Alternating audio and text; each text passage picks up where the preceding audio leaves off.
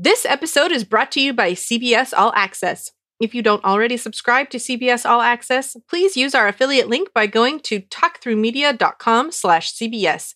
Using our affiliate link gives us a little credit, which helps us to keep bringing you great content. U.S. residents only.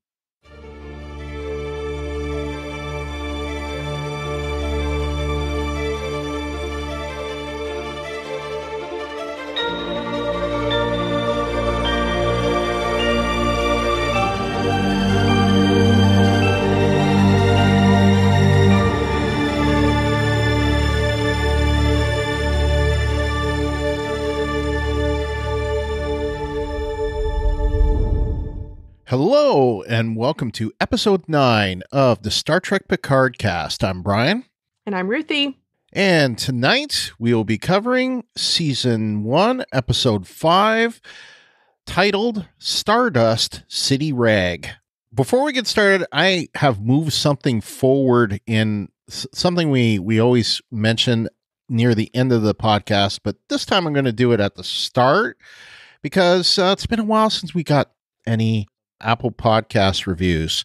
We've got a few for the Star Trek Picard Cast, but for the Star Trek Discovery podcast, which many of you may be listening to us on, it's been a while. So we could really use 5-star rating and or review. So help us out. Just wanted to mention that. Now we'll get started with the festivities. That's open hailing frequencies. All right, so first off, we've got there's quite a bit of feedback actually for last week, both the episode and the podcast. So just want to remind you, we have chapters. So you can, if your podcast client allows you to use chapters and you want to skip ahead, here's your chance. So anyway, first is for Absolute Candor from Aaron from Akron. He says, I give it 9 out of 10 side trips. Now we see the enormousness of Picard and the Federation not doing anything to help the Romulans. The human toll of not helping refugees. Elnor probably feels like his quote-unquote father abandoned him and just decided to show up. I thought that the emergency holograms were going to be gimmicky, but they're pretty awesome. I wonder how many more there are. If there's one thing that doesn't work, it's Soji and Narek. I really don't like them on their story. Can they just go away? And for this week anyway, spoiler, although assuming you're listening to this, you probably watched the episode. The answer is yes.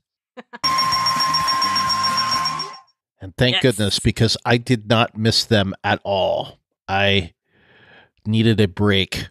Me too. I'm pretty sure I wrote that. Oh, you did? Okay. So we both agree. I did. Yeah. Oh, I did not miss them one bit. The episode ended and I was like, "Aw, I didn't miss them at all. Too bad." Yeah, I don't know. Honestly, the entire storyline on the artifact is not doing it for me. I don't know what's going on there, what they're doing, or why, or what, but yep, I'm not a fan. Not a fan. Snooze fest for me. Anyway. Yes, I would agree. I mean, it started off with that tooth, but it went on for... Oh my gosh, the tooth. Yes, but it's continued beyond that.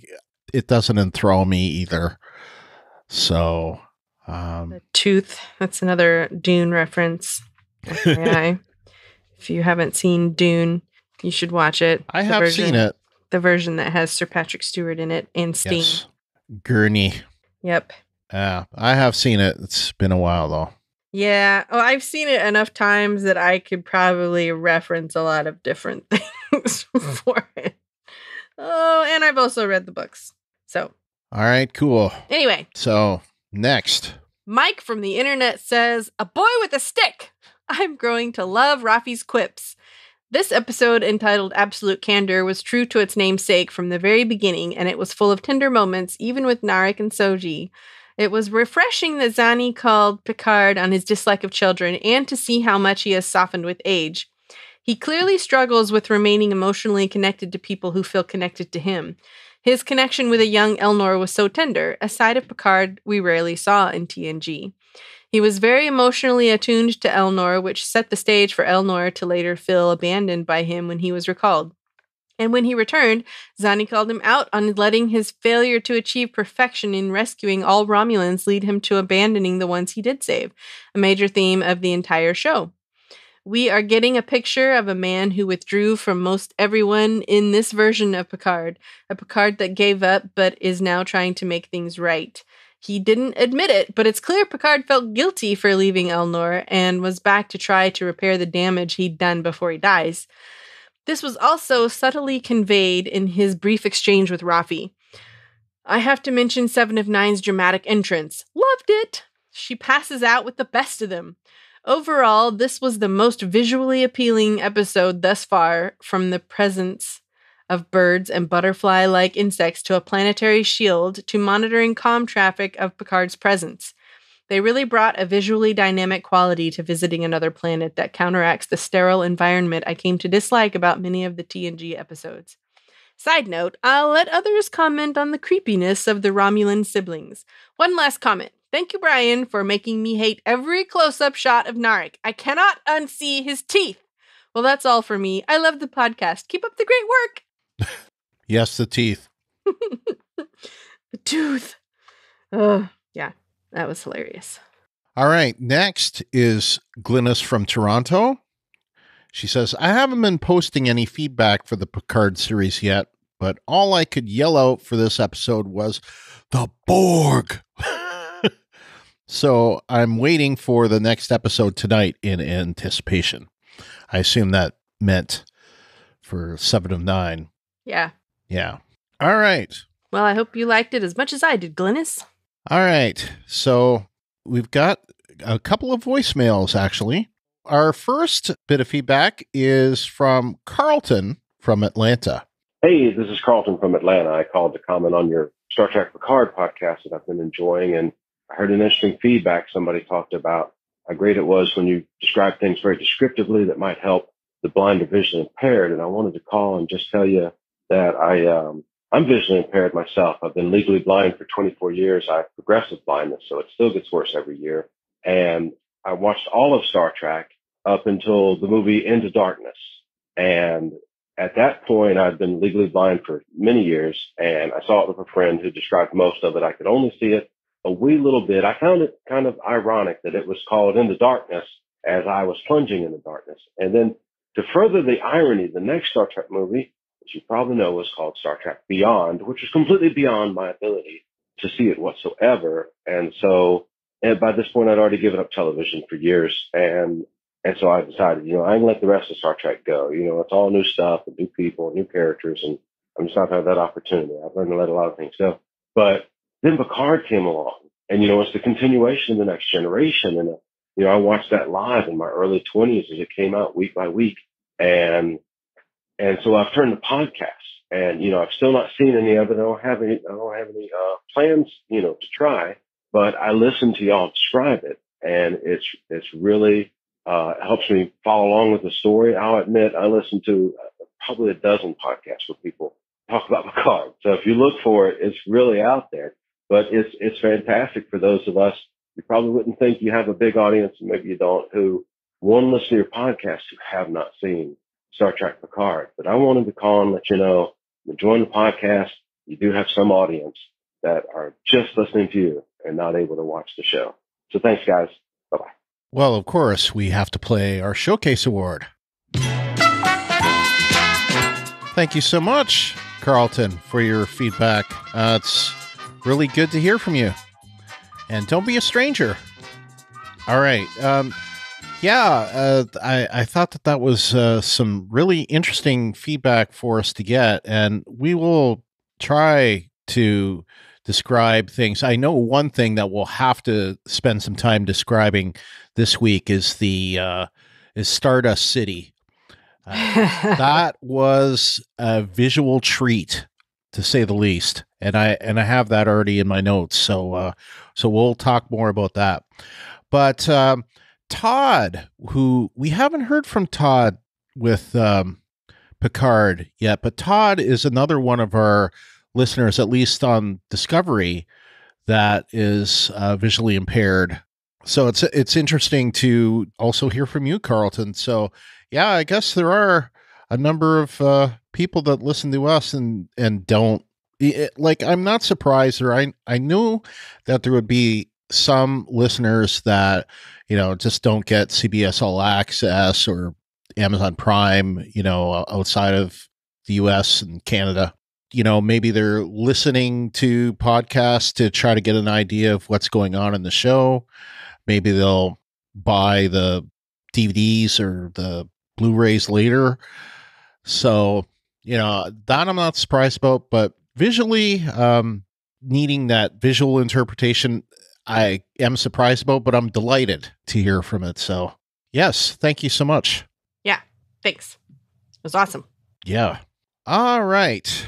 So now we have to move to a subsection of our feedback, which is called errata. Incorrect. So, first of all, actually, this is in our errata section, but this is not really errata, but something that Fred discovered. And, it was something that I noticed, but I did not comment on it. But it was something when she's watching that video of Ramda on the desk.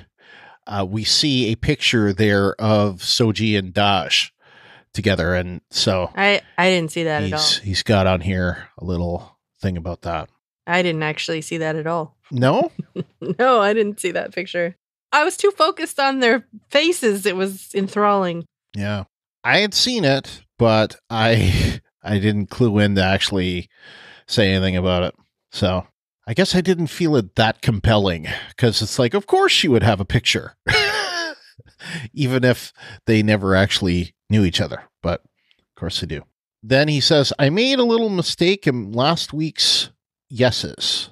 I wrote that I was absolutely candid about my opinion, whereas this should have been absolutely candor, of course, referring to the title of the episode as well. By the way, I think I'm rarely absolutely candid. Probably Brian and Ruthie will agree on that. Smiley face. And I said, unless it's pointing out mistakes on my blog posts. So. That's funny. Yeah, and I'm not quite sure what Fred is talking about here, because I'm pretty sure it sounds like he's saying that he wrote absolutely candid, but he meant to say absolutely candor. But absolutely candid is correct. Yes. Whereas absolutely candor is not. Yeah. It's that whole English thing about verbs and nouns and stuff like that. So there's such a thing as absolute candor, but there's not such a thing as absolutely candor. You can be absolutely candid, which is probably why we changed it when I was reading it, because anyway, so yes. I'm not sure what he was talking about. So we probably corrected it for you, Fred, so that you were using proper English. You're welcome. That was something I was going to say is, newsflash. We do occasionally correct things that people write. Well, I wouldn't say rarely or sometimes. We have to correct a lot of things that people say, because like we'll read something and it's like, what doesn't make any sense? Yeah, so we have to change it around to, sometimes we do it on the fly and sometimes we do it ahead of time. And in the case of this, we changed it. So, yeah. Sorry, Fred. We don't change content. We just edit for clarity, basically. Yes, so exactly. We want things to make sense, and we are pretty sure that we've interpreted what we think you mean to say, and we say it so that you sound smart. You're welcome. Okay, so with that, we have a voicemail. Hello, Brian and Ruthie, and all listeners to Talk Through Media. This is Fred from the Netherlands with some feedback on the Star Trek Picard podcast number 8, which was about episode 4 of the series. First off, you were saying that the acting of Nerissa and Narek was very bad in the scene where she woke him up, and the choking scene, well, I think it's just bad writing, and they are acting perfectly. If Jonathan Frakes, who directed this episode, had seen that it was bad acting, he surely would have reshot the scene. So this is probably a choice. Okay, another thing from the last podcast. You talked about 15 minutes. So from 77 minutes into the podcast episode to 92 minutes about the change in Picard. And that you didn't like it, and Brian gave the episode an 8 because of that. Well, actually, I gave the episode an 8.5, whereas all my other episodes were less. But you gave me a very nice insight, because you said something about that you couldn't understand that Picard went back to his vineyard, didn't take contact with Raffi, also not with the nuns and Elnor, and that you miss the old Picard. And that you hope he will get back. Well, I don't know. I think this is just real life. He is so hurt that he got like this. So this is the real Picard. And he is a proud guy and somewhat arrogant. It's not how you like him, but it's realistic. And that is, I think, one of the things Sir Patrick wanted from this series. Just not portraying that old perfect Picard you want, but just a very human-like portrayal of this figure and showing the other side of him. And actually, that is worth much more points than the perfect Picard from the 7 seasons of TNG. And actually, you say later even that he is acting as a child. And you're saying that you have not contacted some of your family members in Canada yourself and regret that a little bit. Well, the insight you gave me was that when I was about 25 years of age, I was in the board of a student association, and I put a lot of effort in that association for 3 years. Even it influenced my studies, so I had to do 1 year over. So I was very much into that association and did a lot of work for them. And then something happened there, and I got very much insulted and hurt by other people in this association. And I just stopped. I stopped my membership. I stopped everything. And I was so disturbed by it that I even could not emotionally. And we also had our own building with a bar in it, etc. I even could not set a foot in that building for around 8 or 9 years.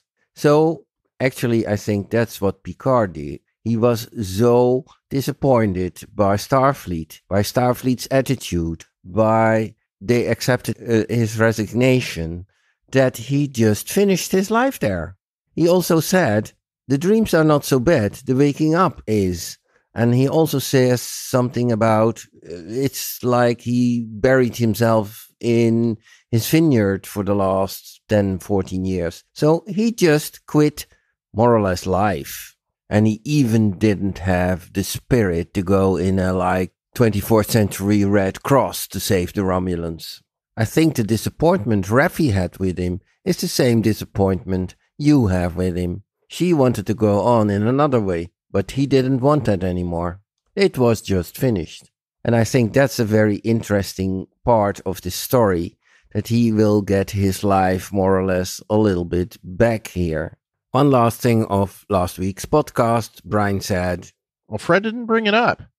And he didn't bring it up in his voicemail, so I'll bring it up here. I am reminded of Orphan Black and the Tatiana Maslany portrayal of all the clones in that show. It's very similar. And have a listen here to what I gave as yeses for episode 3.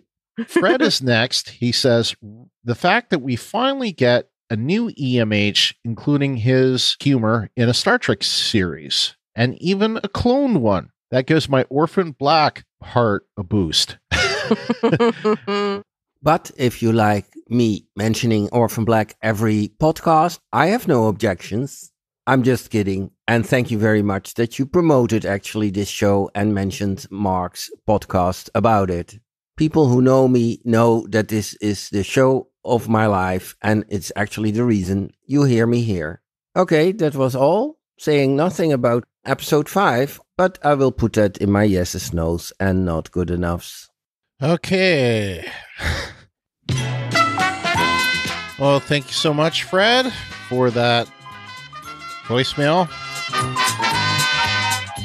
And about it, it was a 4-hour podcast, Fred. And what I mean by that is the raw recording was 4 hours, 1 minute, and 57 seconds. Okay. Sorry that I forgot that you said that. Well, yeah. Okay.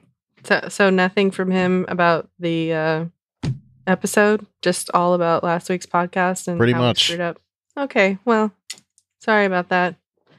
Newsflash. We aren't perfect. Yes, and that's why I made an errata subsection because of that. So anyway, look, we're not perfect, and doing these podcasts take a long time to do. So yeah, I don't think the listeners need any more about that because they obviously know. I will say this, and I will talk a little bit more about this later on. Over the week, I read the novel that came out from Una McCormick titled Star Trek Picard, The Last Best Hope. And I will say that it made me appreciate last week's episode quite a bit more. I wouldn't say that it was like, went from an 8 to a 10 or something like that, but it probably went to an 8.75. So much better score on my end. It made me appreciate things. I think it was a little hard on it for some things. And I have a better insight of what Picard had to do going on with this whole Romulan rescue effort. And he had it pretty hard. The effort was long. It was grueling. It was tough. So anyway, it's one of those things, and I know one of the commenters later talks about, like, it sucks when you have to refer to things that are outside of the show to get more insight, but nevertheless, I think that it was helpful for me just to put things into perspective. But even if I hadn't, I think I would have appreciated it a little more after a rewatch. So, but as far as the other stuff, we don't have to agree on stuff. So that's, it's fine. You have your opinions, we'll have ours, and that's what this is about, just exchanging them. We don't have to agree, though. And a 14-year depression, though, that's a long time. But yeah, I can't be one to comment because it has been about that amount of time since I've had contact with some of my relatives. And then again, they haven't tried to call me, so, that goes both ways. All right. Edwin from Arizona has one little small comment. He says, "Great show. You guys make it feel like a community, and we all are partaking. It's nice." Thank you so much. Yeah. And we get a nice little question from him later on. That was our goal. Yes, that's always been our goal. We are the hosts, but this is very much a community show. So you guys are just as important to it as we are. All right. I guess I'll read the next one. That's from Donna from the fellow state of Florida, or should I say a fellow resident of Florida? Floridian. Yes, fellow Floridian. She says, "You and Ruthie were discussing Picard's hubris on entering the cafe and looking for a fight. I agree with you that he was looking for a fight, but I think it was for different reasons. Clearly, he's carrying around lots of guilt. You have the lost Romulans abandoning Raffi and now coming face to face with this lost child, Elnor. He might think he needs to be punished in some way. I mean, he's been living a pretty cushy life. What better way to do it than instigate a fight? In addition, it's important to note that he has been making some snap decisions. Maybe it's the perspective of a person who feels like he's running out of time." Okay, so this was from Facebook, and I replied that those are good points. Perhaps he was trying to punish himself, but I still don't really, to me, that doesn't seem like his style, but I don't know, maybe I'm wrong. Yeah, I tend to think he was trying to prove a point, but what I could not tell for sure is Elnor and how Elnor fits into that. Like, was he just trying to instigate things to get Elnor, or was he trying to prove a point? And it could have been both. I don't know. People talk a lot about how perfect Picard was in TNG and how they like it that he's not that way anymore. And frankly, I'm not quite sure what they're talking about because I didn't really think he was perfect in TNG, honestly. No, I didn't either. He had his flaws. He wasn't, I mean, he aspired to perfection, which I guess is an admirable goal to me. So I don't really understand why everybody says, oh, it's so nice to see him not being perfect. I'm like, I don't know what show you were watching, but I did not see a perfect man. I saw someone who struggled to be perfect and to be the best version of himself that he could be, but I don't see that now, which is why I'm so confused. So there you go. Well, in that case, I think he's someone who has kind of resolved, he said it in the first episode that, he was basically waiting to die, I guess. And I think that maybe he's kind of snapping out of things. But what I was going to say is this show seems to talk about his hubris a lot. And it also came up in the novel. And I've got more to say about that, but I'm going to hold back and say it later in our notes about the episode. She continues, she says, well, everyone has been noticing he's not the Picard that they're used to. This is a different Picard who is definitely carrying some emotional baggage. At this point, I don't really see that he has some established confidant. He's shown in the past that he's bottled up his feelings, like when his family died in the fire. His mental stress may just be seeping out, and unfortunately in self-destructive ways. Just a thought. I think you've got a couple of points there. The doesn't have an established confidant. I mean, I think Laris and Shaban kind of fulfilled that some, and I know that Raffi did, and you can kind of see a little more of that like past relationship kind of seep in this episode when they're talking. But this is definitely something that we see a lot more in that novel I was just talking about. But they worked very close together in those years while they were trying to rescue the Romulans. And I'll just say this one thing. The Romulans did not make it easy. They didn't make it easy on him, and they didn't make it easy on themselves. But anyway, I think that your point about like bringing up the family dying in the fire, it's funny that you mentioned that because I watched that clip today because I was considering using something for that for a clip. He did bottle it all up and didn't like share it until Troy, kind of got him to finally admit what was going on. But yeah, so maybe this is some of what he's done. But the other thing I would say is that Picard seems to be showing that he's kind of like maybe compartmentalized some of what happened, 14 years ago and hadn't really dealt with a lot of the issues. He'd been kind of in a stasis pattern, I guess. I don't know. Well, that's definitely a coping mechanism that I think probably people who suffer from PTSD use. I don't know, frankly, I'm not a psychiatrist. I have no idea anything about that kind of stuff. I just know that is a coping mechanism. Let's just say that. So, all right, next. James the Augmented Sailor says, I'm about halfway through the cast, BM and RR. I just want to say, BM, take some deep breaths. I think it's too early to go to yellow alert on writing choices and story arc as of yet. I just want to remind everybody this is a redemption arc for Picard. So far, we're just seeing what a single action has done not only to himself, but its effects on those in his life. I'm going to say this again. I love that we're seeing some fallibility within him. I'm sure this was definitely a choice on Sir Patrick's part too. It makes Picard more human. If that's one complaint I had about him on TNG was that he was too perfect and why Sisko was always my favorite captain. They showed Sisko as more imperfect on DS9. As I said in my feedback, this was the weakest episode in my opinion this far, but we're only 4 episodes in. I think his arrogance comes through, but that it's also unintentional. Remember, this is a guy that took his ball and went home for 14 years, dejected and kind of humiliated. I think he's trying to make himself become confident again, and it's just coming through as arrogant. He's trying to recreate himself, and it's a slow process.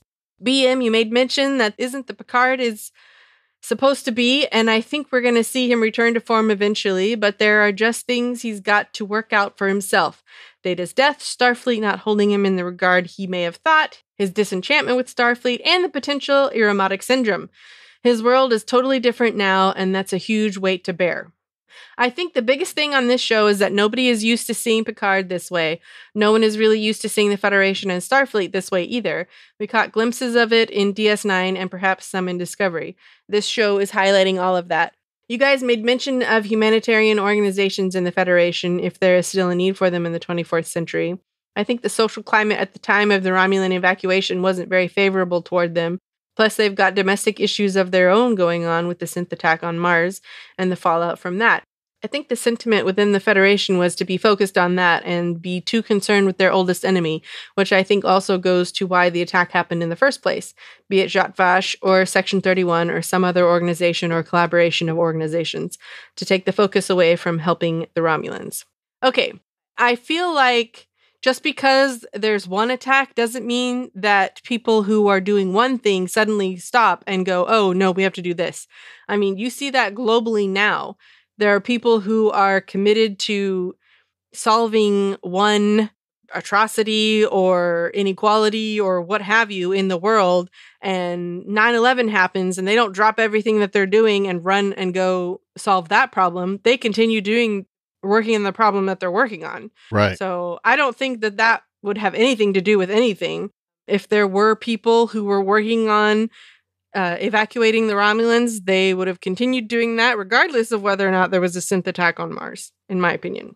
Well, plus, I can't imagine that only Starfleet would be involved with a rescue attempt. And even if Starfleet abandoned the rescue attempt, you would think that NGOs would still exist in the 24th century and they would be involved from a humanitarian perspective. And there's some talk about money and whatnot. And apparently money doesn't exist in the Federation, but money's needed to deal with things outside of the Federation. And supposedly Stardust City is not in the Federation, but I have some info about that later. So anyway, I still think that there would be some Federation Red Cross or something that would be involved, but you could also argue the fact that one of the tenets of Starfleet is humanitarian missions. So maybe in the Federation, Starfleet is the Red Cross. I don't know. Yeah. So yeah, it was something I thought of after the fact, a couple of days later. It's like, yeah, maybe Starfleet is the Red Cross. Yeah. Who knows? So he goes on to say, I totally see where you guys are coming from with the concerns on this show. It feels very far removed from TNG with its politics. It's so much less the utopia than we're used to. I'm finding it so enthralling, though. Sure, there's little nitpicks here and there, but I'm absolutely loving it, warts and all. Well, I kind of mentioned about the novel already, but it also helped me solidify some things about the politics within the Federation. So there was just one little tidbit, and I don't think this is too spoilery, but there is a feeling that a lot of the policy and whatnot are basically the will of the founding worlds, Earth, Vulcan, Andor, and Teller. Those worlds control the policy within the Federation. Like smaller worlds don't have as much of a say. Whether or not that's actually true, who knows? Because at this point in the Federation, there are a lot of other worlds many of which we know, many of which we don't. But, like the Trill, Homeworld, Bajor is part of the Federation in 2399. And I don't know if that's specifically been said, but we saw like Bajoran already, and we've seen there's supporting evidence to it. And a lot of other species, Bolians, and we see the Bolians in this episode, actually. So Beta Z, that's another world. Yeah. So whether or not they get as much of a say, I don't know, but they're definitely well represented, at least in Starfleet. So I don't know. All right. So that's it. Oh, I will say at this point that you will get this too late, but we are doing a Patreon call Saturday, the 22nd of February, and we'll be talking about Ruthie went to go see Shatner and the Wrath of Khan last Friday. We'll obviously talk about the first 5 episodes, and I will talk about reading the novel, and I think there will be some other people that have read the novel, so we'll talk about that too. So you'll be too late to join in live, but if you become a Patreon member, you'll have access to that recording. So that's at patreon.com/Brian and Ruthie. So anyway, this week, Season 1, Episode 5, Stardust City Rag, is written by one of the co-creators, supervising producer, Kirsten Beyer, and it's directed by number 1, Jonathan Frakes. The description from CBS.com has the grammatical error, Ruthie. It is the La Serena crew begin an unpredictable and lively expedition on Free Cloud to search for Bruce Maddox.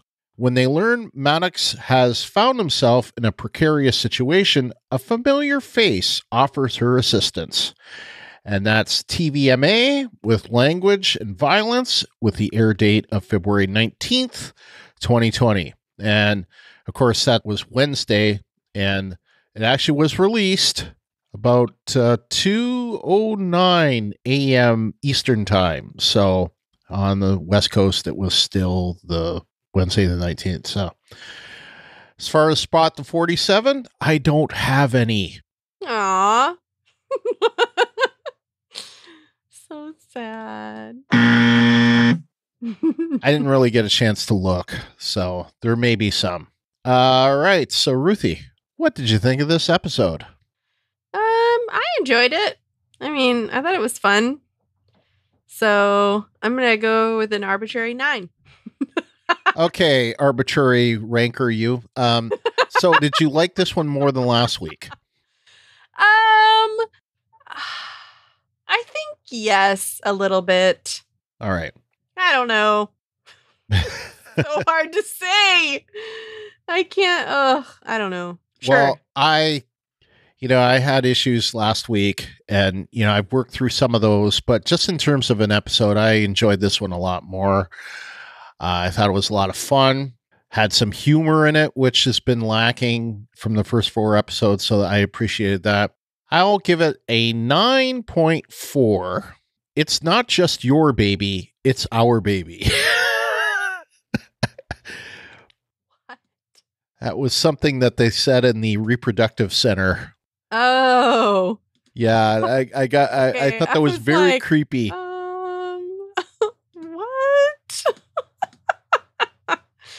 Oh, goodness. That is amazing. All right, so we've got some listener ratings. Edwin from Arizona says 7.9. Are we still pretending? I see what you did there, Edwin. That was good. James the Augmented Sailor says Stardust City Rag gets 9.6. I thought I looked appropriately sinister. Why do you think I have this outrageous accent, silly British conniggets? I fought in your general direction. I could go on, but I won't. Yes. Good old Monty Python. Brian from Hawaii says, I give Stardust City Rag 9.5 out of 10 gruesome eyeballs. Oh, yes. Oh, yeah. All right. Fred from the Netherlands says 47 out of 59, approximately 8 out of 10. Cookies on fire. Steve from Oklahoma City says 9 out of 10. You need a feather in your hat. Yeah, that was funny. Jim from Florida says, I give it 7 out of 10. Andrew in Edmonton also says 7 out of 10. Cartoonish French accents. Very good, monsieur. Thank you. Mon fille. Anyway. Jeune fille. Yes. Jeune fille. Jeune fille. Yeah. Which, by the way, is young girl. Yes. En français.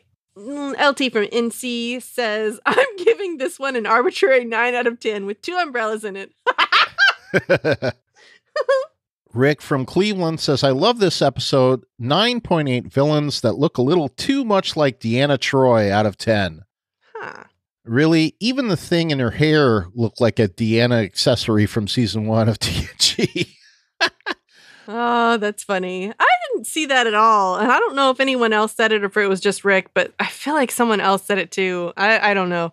But I didn't get that at all. But that's probably because I've seen that actress in other things before. So to me, she's a well-known actress. So I didn't really see the connection. But yes, I can see how they look similar. But I think that's due to ethnicity, not really anything else. So, well, I do see a resemblance, but not as much as some other people have seen. But that's I don't know how to say her last name. Nakar Zedigan or something like that. I don't know. What I know her from the event. She was in the event, and I know that she's on NCIS New Orleans. So, but yeah, she's a well-known actress. I can't remember what I know her from, but let me pull up her. Oh, yeah, I don't have any idea how to, but Nakar Zadigan. Yeah. That would be my off-the-cuff pronunciation. A beautiful woman of Iranian descent, but yeah, she was on Extant. That could be where I recognize her from. That's right. I remember that too. She was also on Emily Owens MD. I know I saw her. I remember seeing her from that. Something else that she was in here recently, and I cannot find it off the top of my head. In any case, yeah. So I've seen her in a few things. Oh, she was in Legends, another show I watch. Major Crimes. Harry's Law, various and sundry undercovers. So yeah, she's been in stuff. And oh yeah, I think I also remember her from the event. And of course, she was also in 24, probably playing a terrorist. But anyway, yeah, I thought she was great. Yeah. Dahlia Hassan. I did not watch the show, so. I did. Okay. And I'm telling you, she was probably a terrorist. I don't know. I can't remember specifically, honestly. I don't remember her specific character in the show. So, yeah. Stability loss was due to an impact by a subspace interface pocket. Anyway, moving on. I think she's awesome. And let's move on. Lastly, Aaron from Akron only gave it 4 out of 10. All right, so we have some yeses. Yes! James, the Augmented Sailor, he says, I think there will be a lot of people that disagree with me, but I love the Girardi twist. It adds depth to her character, seeing her deal with the inner conflict between the information that Commodore O obviously gave her and her feelings toward Maddox. Instantly took her from being the quirky, fun sidekick to one of the most complex in the show. I can't wait to see this unravel. Yeah, I agree. I didn't really see it coming. I mean, I thought that she was probably, I was expecting her to be like a Manchurian Candidate or something like that, like be turned on or something, but I did not expect her to do what she did, because basically seemed like she was doing it at her own will, right? Yeah. Icheb and the mention of Quark. I was never a fan of Icheb on Voyager. To me, he was one of those shoehorned in kids on a show that just wasn't necessary and kind of annoying. Using his relationship with Seven as fodder for her motivations on this show were great, though. I also like the callback to the Voyager when they can't find Icheb's cortical node during the harvest. They couldn't find it because he gave it to Seven in the Voyager episode Imperfection after hers had failed, and they discovered he could survive without it. Seeing more backstory on Rafi and getting some questions answered on this show. Yes, I agree with all of that. And it added some dimension there. Obviously, the years have been harder for her, but not just because of addiction, but also obsession, enough to drive her away from her family and that. So I think she has an addictive personality, which leads to obsession. Yeah. Obsessive behavior. Yep. I think I understand that personality quite well. All right, next. Brian from Hawaii says, yay for the Ichib cameo and the Quark mention. The scene of Rafi with her son Gabe was very well done and added depth to her character. And I must say, Picard's acting was the best we've seen yet in this series, despite the fake French accent. Yes, well, despite the fake French accent, well, you do realize that he's playing Picard there. It's not Patrick Stewart's bad French accent. It's Patrick Stewart playing Picard playing a bad French accent. So it's a little meta there. Well, I'm not sure that... I don't know. I don't know whether or not it's Patrick Stewart doing a bad French accent or Picard doing a bad French accent, but I really hope it's not Picard doing a bad French accent, since technically he's French! Oh, goodness. Mercy. Well, I think he's doing like a French accent, a mustache twirling, villainous over the French top accent. Yeah. Yeah, because I mean, that's what they're trying to do in general, is be over the top. So that's... They are, that's true. Oh, oui, oui, monsieur. Anyway. Oh. Oh, my goodness. So true. Fred from the Netherlands says, the acting of Jerry Ryan and the role, so the writing of Seven, I was a little worried, as you could imagine, but she is beyond my expectations. Jerry as well as Seven. The personal 3D free cloud advertisements. Free cloud ambiance and wardrobe. That reminded me of Minority Report. I think they had something similar with that. They had you'd walk by a poster and it would start advertising to you. Yeah, it would scan your eyeballs and recognize you. Yeah. So, but that's exactly the kind of thing that you would see in the 24th century, almost 25th century world. If commerce and money were still a thing, that's exactly the kind of stuff. A Quark-inspired world. So, and that's definitely true. That's my big question that comes out of this episode is, so if we went to Stardust City again, would we find Quark there? Because Quark definitely has a presence. So, because he wasn't just mentioned, he has a bar. So the question is that his only bar, or is he franchised? I think he's probably franchised. I would by think now. so. Yeah. I mean, that's my guess. I don't know. Yeah. Jim from Florida says, Icheb's dissection, even though they changed actors, side note, the original actor played in Star Trek Renegades. Seven's and Picard's discussion of finding humanity. Yeah, I like that too, actually. Me too. Picard finally gets Maddox and finds out where Soji is and why. All the Easter eggs, including Quark. Yes. Actually, that was one of my big yeses in this episode. In fact, I mentioned it earlier, but Ruthie, if you scroll down a page or so, I did a screen capture, and when they first beam in, there's a few things we see in that image, and I heard some people have mentioned Blade Runner in this, and it's definitely that, but it's like reminds me of several things. But you see Quark's bar in that image. You see to the left of that, you see Dabo tables mentioned. So I don't know if that's part of Quark's or if that's something else. We see Mott the barber has Mott's Hair Emporium. And then the last thing we see is this like hollow image of an Orion slave girl, which, that's an old TOS and Enterprise reference. And now actually in the short treks as well, we saw Orion's. Actually, not just season 1 of Discovery. So yeah, but there was a whole bunch of things like that, and the mention of Quark and the mention of Voyager, and that was all good stuff. So yep, it was pretty awesome.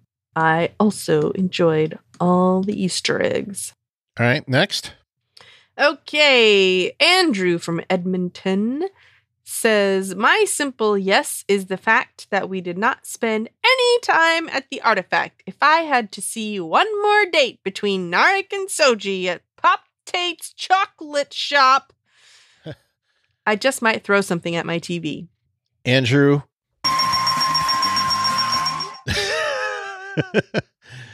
I agree. Me too. Not a fan. Yeah, I needed a break from that. Daniel from the UK, he says, so Detective Picard made his way to the CD Club in an elaborate plan to find the missing professor, only to have been betrayed by an old acquaintance. Then the professor dies after imparting the needed information. Betrayed. Well, Seven and Picard did not know each other. So if that's what you mean. Are you sure about that? Yeah, I am sure. They know each other by reputation, but they've never met. That's a little different, but okay. Yeah. It's not like they don't know each other or know of each other, but they don't have firsthand knowledge of each other. They just know each other by reputation. Right. Anyway, they've never met. They've never met. What it is. Speaking of, Dr. Agnes finally has the turning moment I thought might happen a couple of episodes ago, but I'm still saying she's not bad, just that there's more to see about her. I don't think she's bad. She may be misguided. I don't think she's bad either, and I agree with what you're saying there. Yeah. So perhaps Daj/Soji are part of Agnes's DNA and part Data? That's possible. Maybe the flesh and blood part. Yeah, and kind of weirdly creepy. I'm not sure I'd be okay with that. Yeah, and there's more to be said about that part in the novel as well. So I should get a plug for plugging the novel so much this episode, but it was really good. I'll just say that. No kidding. You should. Yeah. But now she's been shown by Commodore O that the Jatvash destroyer myth. Raffi and Rios gossiping put me in mind of Crusher and Troy talking about the ship in TNG. Okay.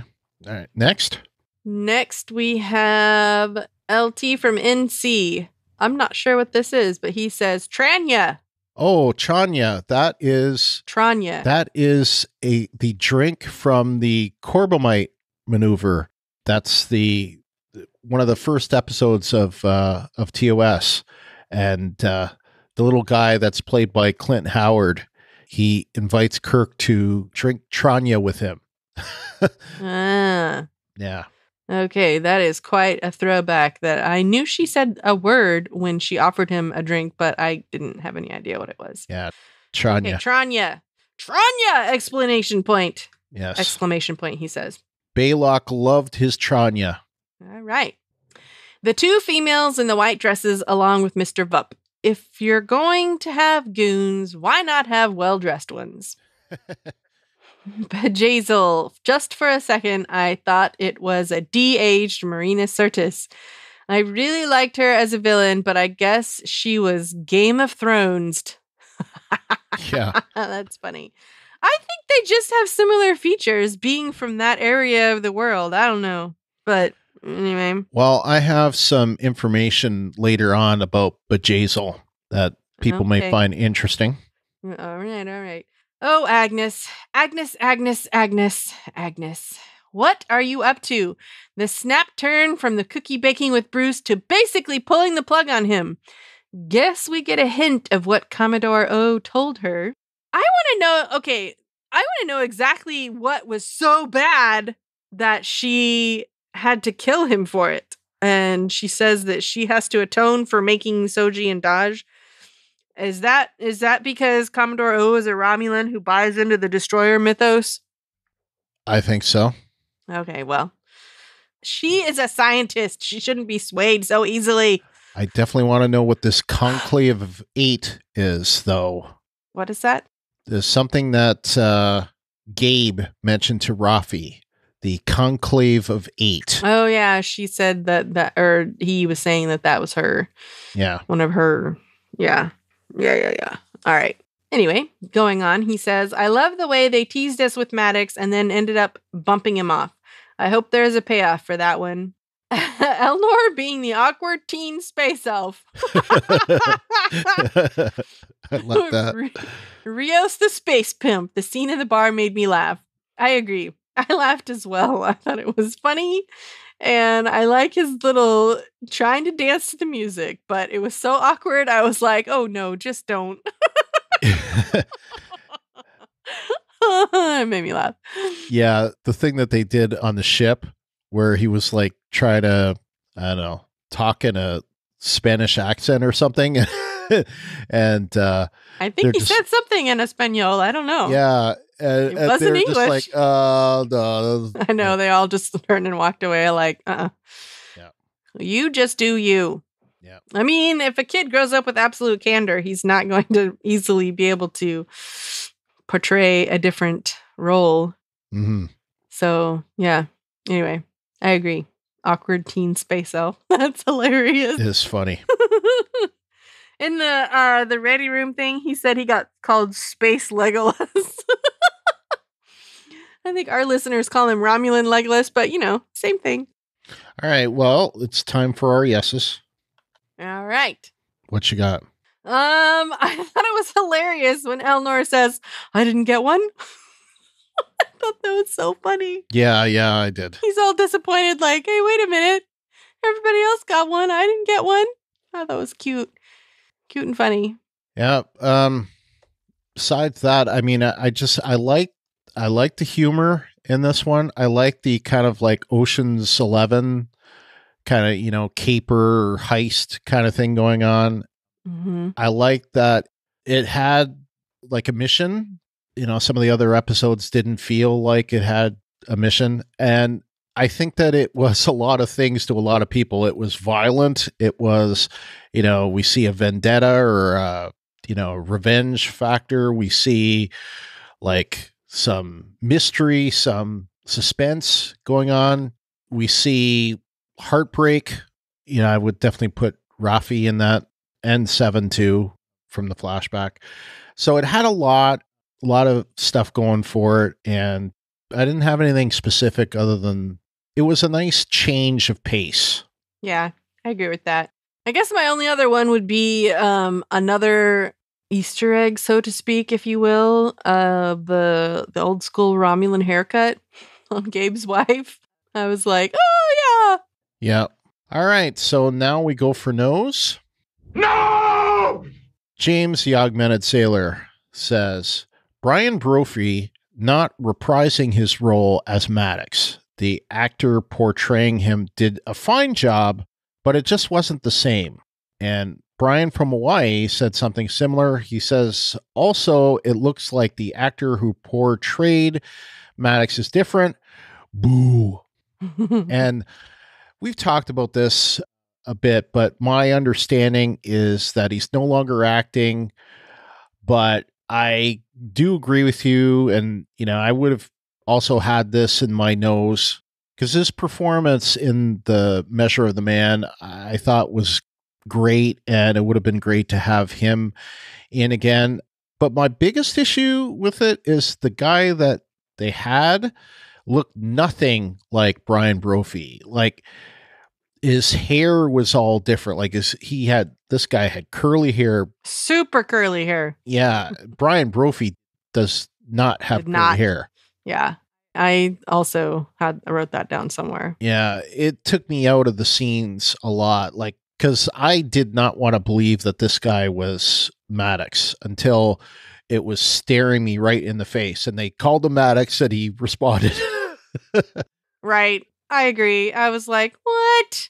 I mean, that guy's a fine actor and everything, but I mean, couldn't they have picked him to play a different character? One that wasn't supposed to look like someone who was cast from, or a character that was cast 30 odd years ago. And, I mean, he's not the first, like, I can think of that one character from Game of Thrones that got recast, and the guy that right, and looked completely different, and no one had any idea who that guy was until they started calling him by a name that we were like, wait a minute, what? Yeah, that guy. Is very similar. So, yeah, it took me out of the scenes. Like, I thought his portrayal was fine, but I think they should have at least made the guy look a little more like Maddox. I mean, yeah, put him in a beard. I mean, 30 years have passed, but...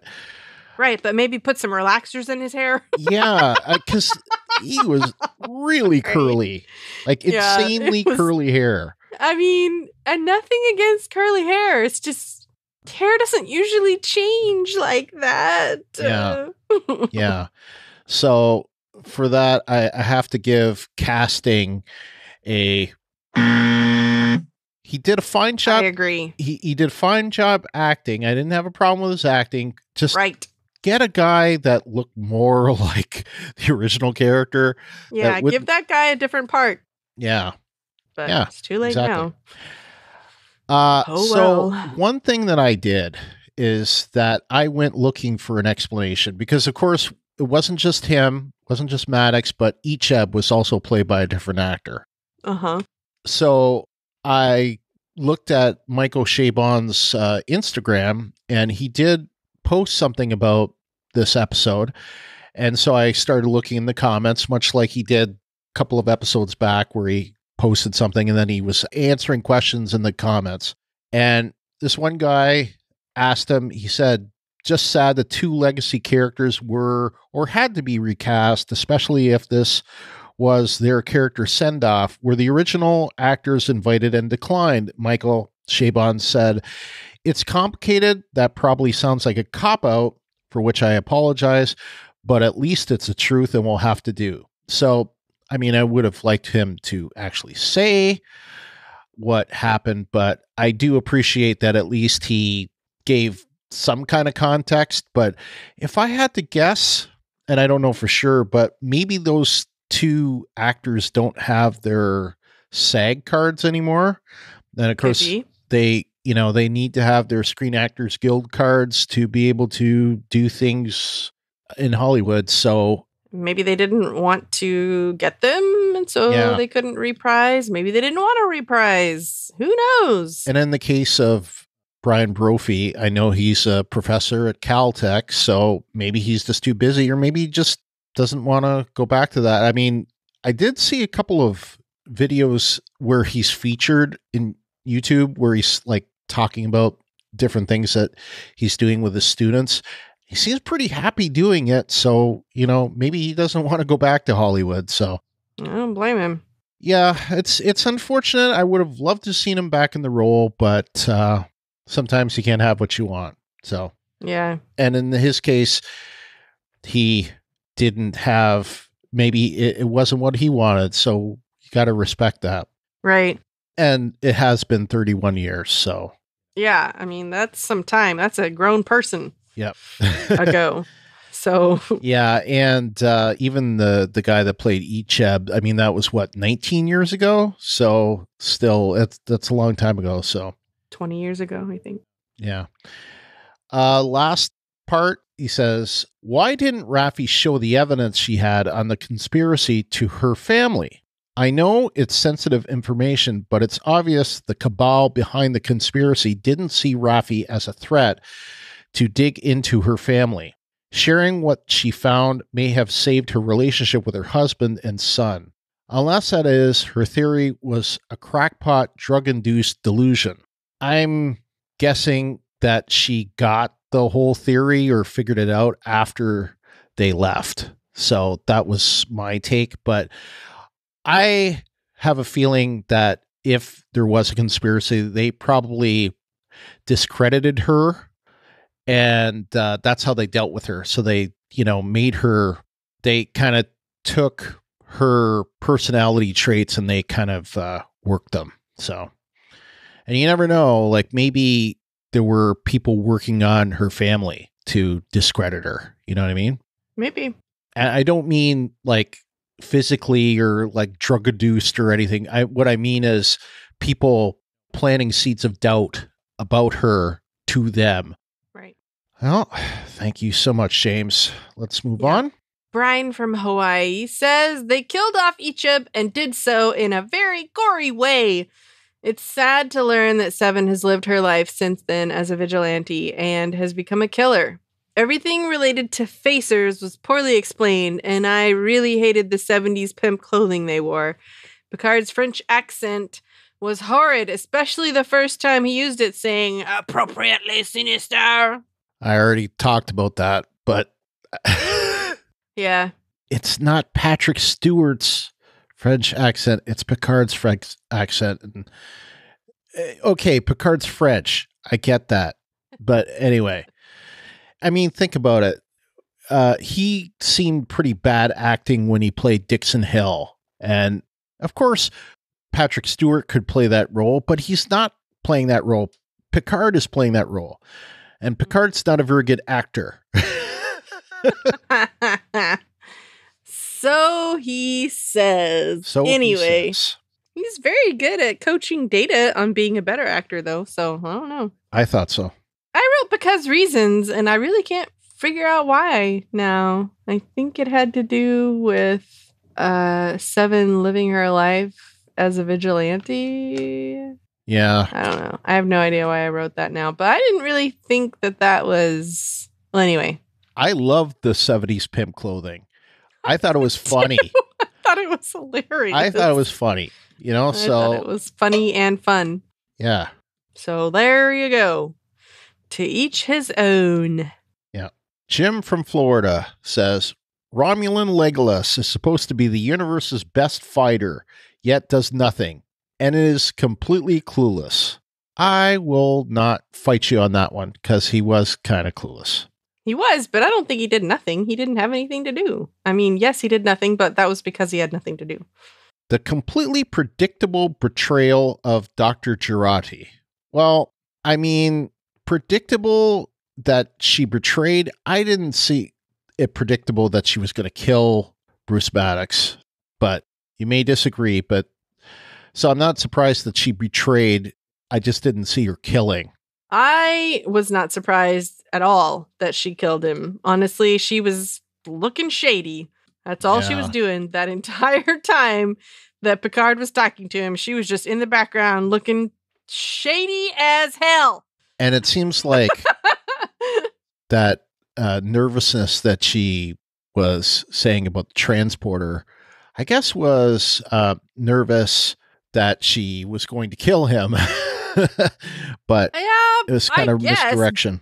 Maybe she was doing misdirection. I don't know. But yeah, it was kind of like, okay. And by the way, and this is something that is evident if you read the novel, but I didn't think it was as obvious.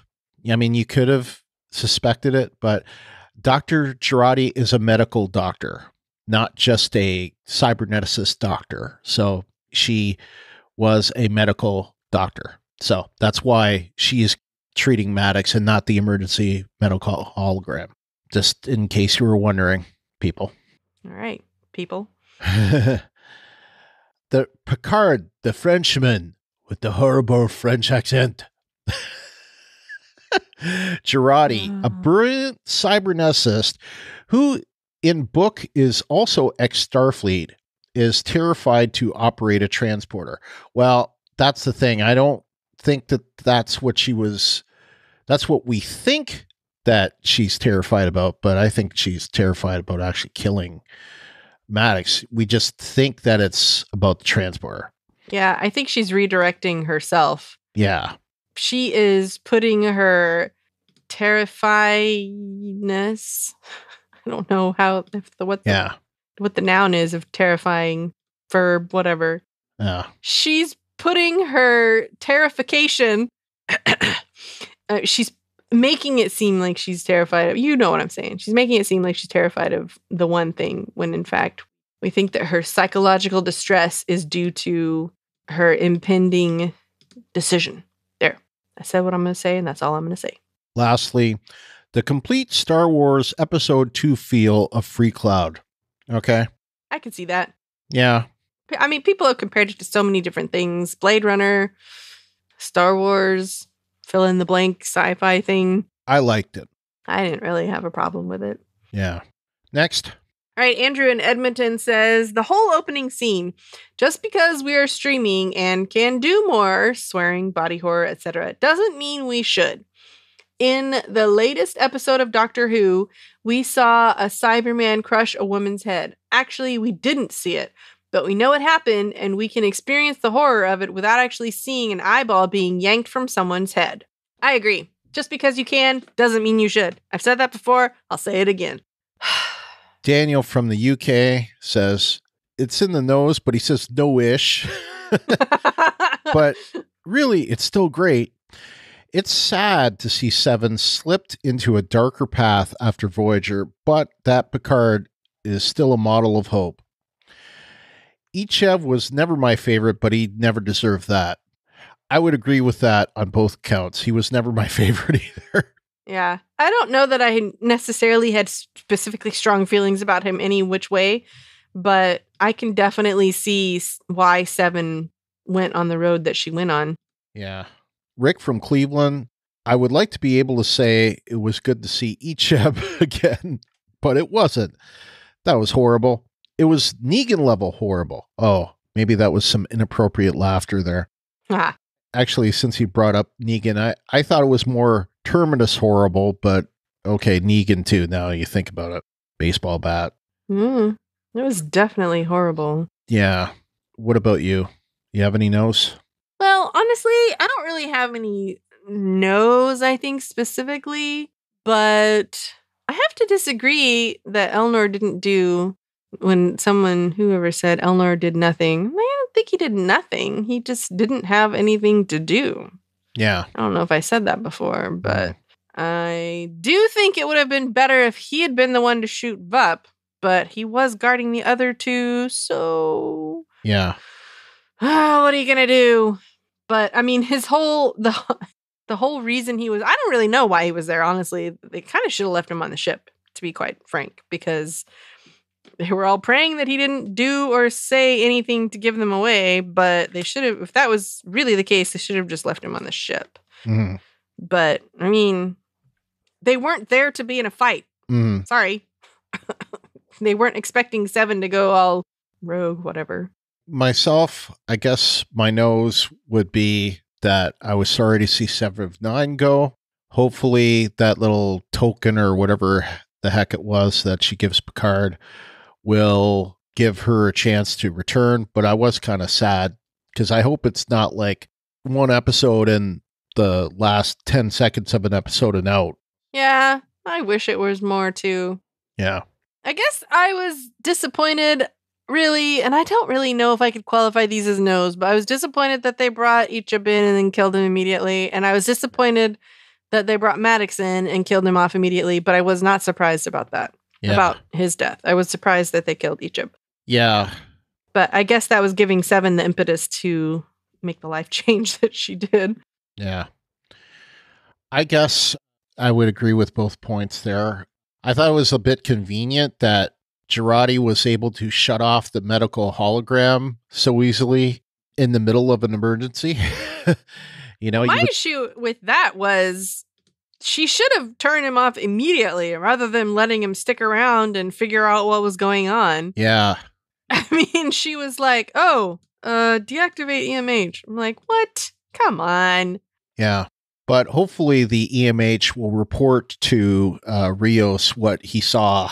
See, that's what I'm saying. Like, surely he has memory from one deactivation to the next because he has portrayed as much. Yeah. So I don't really understand this whole motivation thing. And I don't know, I guess we're talking about this now instead of later, but I don't know that she necessarily thought this through. I mean, how exactly is she going to explain this? Especially when the EMH says, hey, this was happening and then I got deactivated.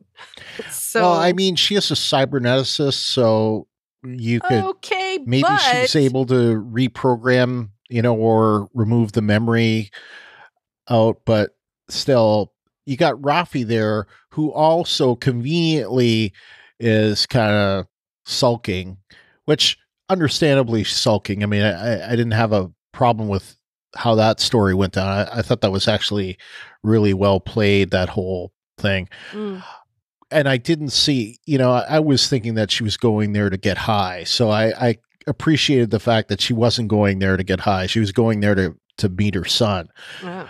But still, I thought that, and the other thing I thought of is, this just an aside, but since I brought it up, her son and his Romulan wife, it seems like, are going there, I guess, for some kind of like interspecies fertility or whatever. But I don't think I would trust it there at Free Cloud. That whole thing about it's your baby, but it's our baby makes me think that nefarious things might go on over there. Cloning and taking genes away or eugenics. Yeah. All sorts of things possible there. What else? I guess the other thing is that, similar to what you said, that, how you would think that like within the first 5 minutes of the next episode that they're going to discover what Girardi did. Yeah. And if they don't, they better provide a good explanation of how that's possible that she isn't discovered. A real good explanation. Aside from that, I don't have anything else. So let's move on. It's time for... Not good enough, damn it! Not good enough! James, the Augmented Sailor, says, could have had a little more backstory on the Seven and Jay's relationship. It seemed to just scratch the surface with it in this episode. I really hope it's abandoned after Seven's revenge. There was kind of a hint at some kind of like dating / like relationship, not just friends. There was a hint at it. What are you talking about? That Bejazel or whatever her name was, and Seven had some kind of like... Jay is Bejazel, not Jean-Luc. I was like, what the hell?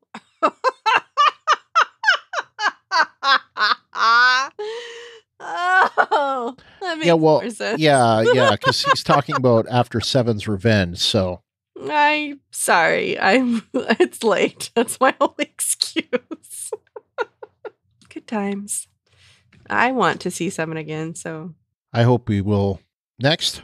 Brian from Hawaii says, Stardust City Rag reminds me a lot of Blade Runner. Again, the series is straying into the visual look of other franchises. Also, the ex-Borg hunter, Bejail SP, looks like a deep fake doppelganger for Deanna Troi. I found it very distracting. And I put Bejazel so close on your spelling. But yeah, that's a tough one. There are a lot of consonants in there. It's the future. It's not just the future of us, but it's the future from the next gen era of Star Trek. So it's not surprising that it would be different looking, but also I have more information about this, but it is not a Federation world. So even though it has a name like Free Cloud, it is actually not within the Federation itself. Whether or not that's like, humans that have settled there, it is not a Federation world. So I guess I'll bring it up now. This is also something that Michael Chabon talked about on that Instagram thread. Michael Chabon says it's in a region of the beta quadrant that borders the old neutral zone. And that's one thing. 7 of 9 mentions this in the episode. The neutral zone is no more. It no longer exists. It was actually dismantled. Right. As well as the Federation and the former Romulan Empire, but was never claimed by either and has remained officially neutral. Remember when you consult your Star Atlas, and he actually refers to Larry Nemeczek on there, that you are always looking at 2-dimensional sections of 3-dimensional space, which renders the whole notion of borders, as we tend to think of them, somewhat problematic. So yeah, the maps are always 2-dimensional, but there are potentially pockets of area that are not along the border. So right. Jim from Florida says Girardi killed Maddox before getting any info on the nest, which Shirley would have told her about. Yeah, whether or not requested that she get that information, though, is one thing. You don't know. Is another thing. Yeah. Who knows? The show still requires a reference to a book to understand plot points like collapse of the neutral zone, the extent of Maddox and Girardi's relationship. Yes and no. The book certainly does help, but there is enough there. I mean, we do see that scene that Girardi's looking at with the video of Maddox baking the replicated ingredients, making cookies. She's crying while she's watching it. And it still doesn't explain why Borg parts are so valuable. Nope, it does not.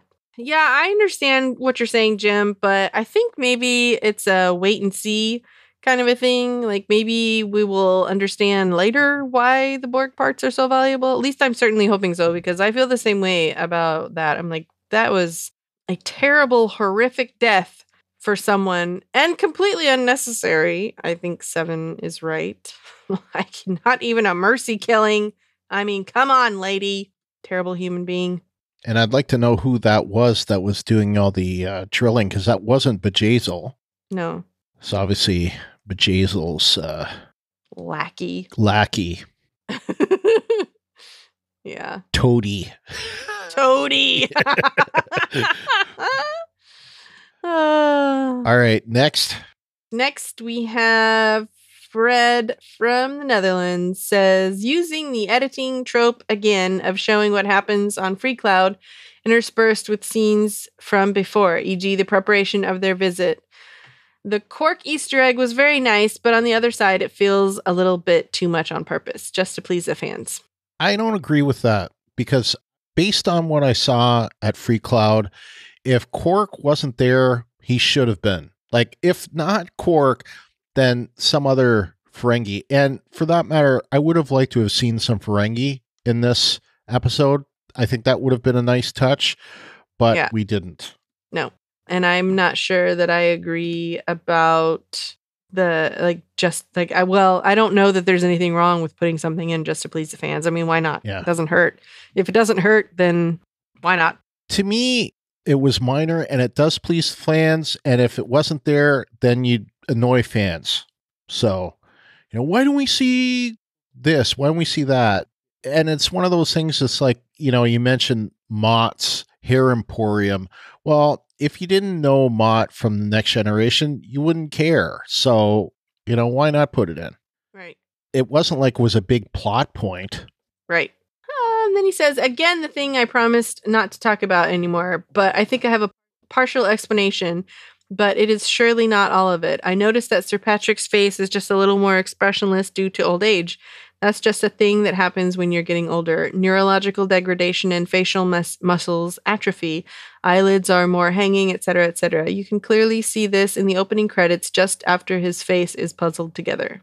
I did a little experiment with myself after watching a scene in which I found the acting not 100%, e.g. the discussion with 7 in the beginning of the episode, not the ridiculous French guy.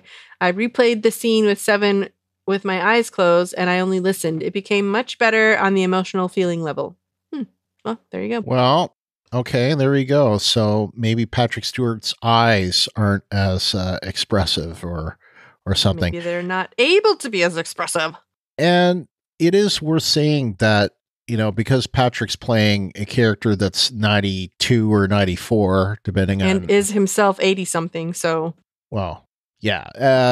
I think he's 79. Still. Okay, whatever. I don't want to call him an octogenarian if he's not quite octogenarian. He might get a complex over that. Oh, come on. He'll be 80 this year. Okay. So there you go. So, rounding up. But anyway, he is doing the show with very limited makeup. And he's doing that to try to show the age. And I've seen some content, podcast and videos about that. Like he's basically playing it almost with no makeup on. So maybe they could make his eyelids less droopy, yet he's not trying to. So you may have a point there, Fred, but I think it's okay for him to age. It's natural. And at least he's not getting, ridiculous facelifts. Because yeah. Then he would definitely not be able to emote. And for that matter, I don't think facelift Patrick Stewart would be able to play Picard. It would just look really strange. Yeah. Yep. Andrew in Edmonton is next. He says, I have a feeling that Fred is getting some good ammunition for Patrick Stewart's acting this week. Picard playing the French broker was laughable, and the simple ease they were being able to infiltrate Bjayzl's place of business was ridiculous. Even Jabba knew he was being played. Okay, so...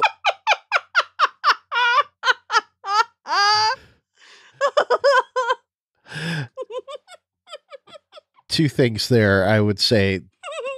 The French broker being laughable, I mean, it's like we said, it's a meta thing. So I'm going to disagree with you on that point. But the point I can't disagree with you, they were able to infiltrate that Bjayzl's thing pretty simple. Yeah. I mean, it was an old simple Starfleet trick. Yeah. Yeah. It was quite simple. Quite a little too simple to be able to. So, yeah. Next. Yeah. Next, we have LT from NC who says, before I go anywhere else, I have to say it. What in the blue hell is up with these guys and eyes? We survived a season on eye needles in Discovery, and right out of the box, we get eye pliers in Picard.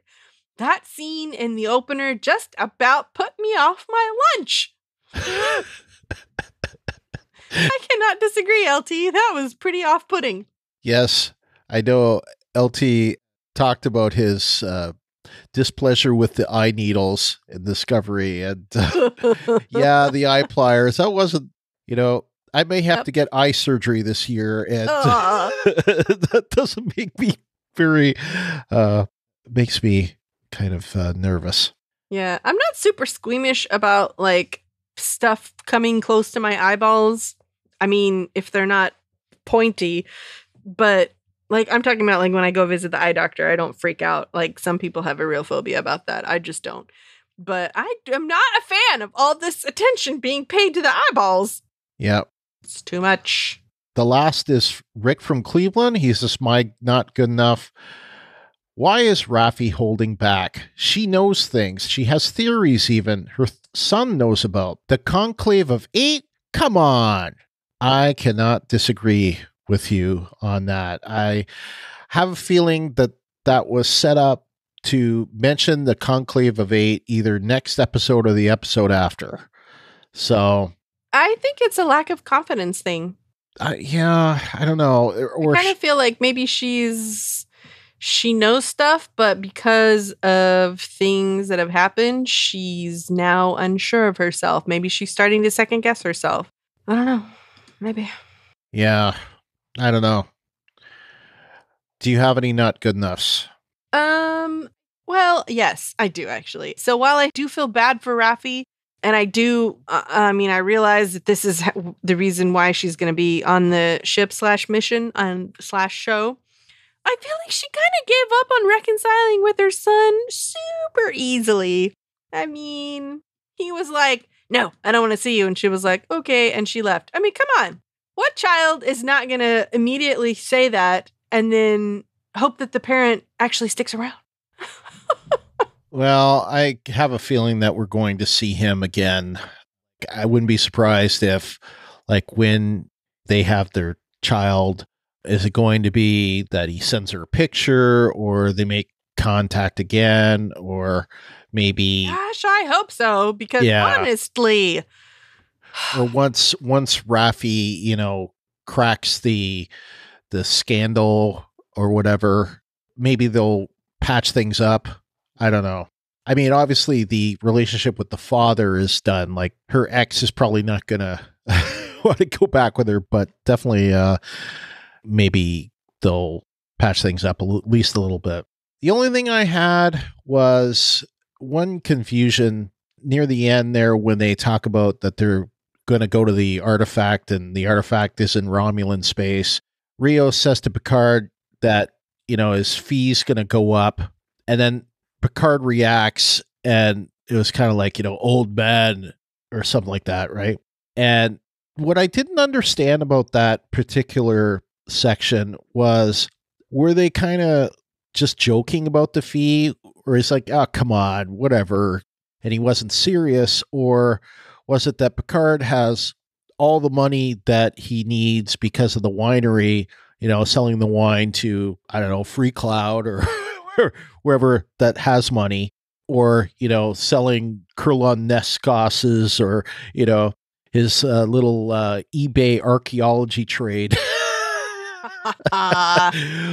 So is it basically that Picard's got a lot of money and money's not a big deal, or is it? I think so. Yeah. I wasn't really clear on which way that goes, but it could go either way. So that's it for me. Do you have anything else? No, I don't.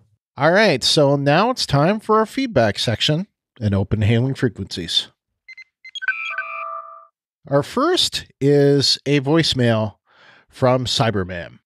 Hi, Brian and Ruthie. This is Cyberman for Star Trek Picard, Episode 5, Stardust City.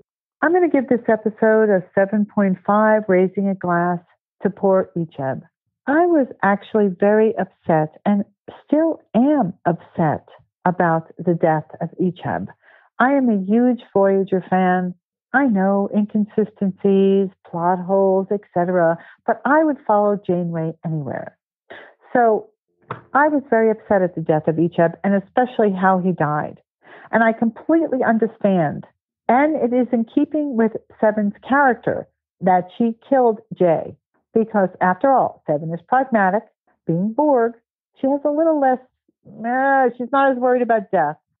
But Icheb was very special, and Seven was always protective of Icheb. So this follows. This is a mother avenging or killing the person who tortured her son to death, basically. So this was really upsetting. And this is the reason for my low rating, because I'm still angry that they killed Icheb in this manner. The highlight of the episode was Rios. Rios is, the guy is just so Starfleet. He is Starfleet with an edge, but he is Starfleet all the way. Picard was so right, he could smell it on him. Absolutely. Rios could be put on a bridge today and he would fit right in. So I really like him. So that was fun. Elnor was fun as well, because when he realized they weren't pretending any longer, he figured that out and he took up weapons and started protecting them, which is what, really is his job. So another plus. Another positive was the fact that we got confirmation that it was not the Romulans that destroyed Utopia Planitia. It obviously was this conspiracy, this circle of eight that Raffi mentions. Now, the thing that lowers the rating for me is the fact that it took so long for them to bring this up. Now, Picard did mention that she had some interest or some conspiracy or some feeling that it was Starfleet that was involved when he did go at first to see her, but he did not believe her. So this not only cost Rafi, it cost her family, it cost her Starfleet career, but even Picard did not believe her. And she is obviously right. And it will be a redemption story for Rafi. That's where this is going. I found this a little too predictable, and I was a little annoyed of the fact that I didn't get more hints prior to this episode. The other thing is Dr. Girardi. What on earth did I always want to sing her name. What did she say to Dr. Girardi to make her kill someone she not only loved but respected? Or she not only respected but she loved. Oh my gosh. How do you kill them? And she did. She murdered him. So what do you say to her? Could it be the end of all sentient life? Are they going to tie this to Discovery? Are they going to bring up, since they already introduced us to the archives, first or second episode, I can't remember exactly when, since they already introduced us to their extensive archives, well, what happens if someone got a hold of some of the Discovery archives? Anyway, I'm wondering if that's where they're going. But honestly, I'm still really upset about Icheb. And I sincerely hope we see more of Seven, because she was definitely a highlight of the episode. It was really fun to see her. Anyway, thanks, guys. Have a great day. Well, thank you so much for that great voicemail, Cyberman. As usual. Great to hear from you. Poor Icheb. Yep. I completely agree with what you were saying about it's logical that she did that. I was not surprised at all that she turned around and went right back and was like, blammo. And because that was basically, she thought that was her child. And homie, don't play that. She was not gonna, nope. And it's not just about, I think it's not just about an eye for an eye kind of a thing. It's the utility of the matter. You did this. It was terrible and you need to pay for it. Not only that. And it seemed. But go ahead. It seemed like she also betrayed her. Like it was Bjayzl, like not just did that to Icheb, but she was played. Like Seven was played by Bjayzl and right. Was all to get at Icheb. And her. Mm-hmm. But Seven escaped. She escaped. And to me, it makes sense because she is, like, Picard's calling her a vigilante, but as she said, what law? They are not in it's not a Federation world. It's not a Federation territory. I mean, like this, not Federation space. So they are the law. And to me, she was carrying out what amounts to a bounty. And she is basically a bounty hunter, I think, more or less. So it made sense to me. I was like, yep, that happened. One thing I guess I probably should have brought up earlier, and just thinking about it now. Two things, I guess, was already asked once, but what's so valuable about Borg parts? I want to know what's so valuable about Borg parts that they have to be extracted painfully while the person is still alive without any aesthetic. Right. I mean, is there some benefit to it? Is that the reason why they have to do it that way? Or are these people just horrible, sadistic monsters? I think the latter. Well, then, in my opinion, they deserve to die. Yeah. The other thing I'm curious about is Maddox sends Soji to the Borg artifact, but I never really got the reason why, unless that's like the new Romulan headquarters or something. I think it was to determine why the synth attack. Yeah, but that's what I don't understand. Is like, why would that have to do with the synth attack? Yeah. But got me. I think the fact that there is a conspiracy is definitely the case. A conspiracy. There's a conspiracy out there. You know what I'm saying? There's a conspiracy. A C-O-N conspiracy. Always a favorite. It makes me laugh every time. Oh. I think you're right, Cyberman. This is a redemption story for Rafi. All signs point to that. And I really want to know, like, was she pursuing that to the point where the thing in the flashback where she said she was fired, maybe she wasn't fired. She was just like reassigned. And then her pursuing it got her fired. And, you know, she was, like I say, she was discredited. And that makes more sense. Yeah, that's what I'm suspecting. But, you know, and that's kind of why I said before, a couple episodes back, about that cold open, like the fired thing probably didn't happen that way. It was probably over the course of a couple of years. You know, they reassign her, then she's pursuing something that, you know, she's ordered not to pursue. Well, I think also it could be, okay, so she is, I mean, I think she's basically like an attaché to the Admiral, right? Right. So she's first officer on the Verity. Right, which I'm going to call attaché because I like that word. So that's her position. And when he steps down, she no longer has that position. So in a sense, she's getting fired from that position. Yes. So I think that we're all agreeing the same thing, that she wasn't necessarily fired from Starfleet, but she's no longer in that probably prestigious position anymore. So, and then you're right. I think, then what you say, she goes on and then gets her ass canned. I think she gets reassigned, that she continues to pursue it. They tell her not to, she loses her credentials, and then she probably, spins out or quits on her own. And knowing her, she probably continued to pursue it, and that's where she lost her family in the process. I could imagine something like that, but I totally buy the whole idea of there being like a whole strategy to discredit her. Yeah. Makes total sense. That's all I've got. Okay. All right, let's move on. So we've got another voicemail here from Jeff.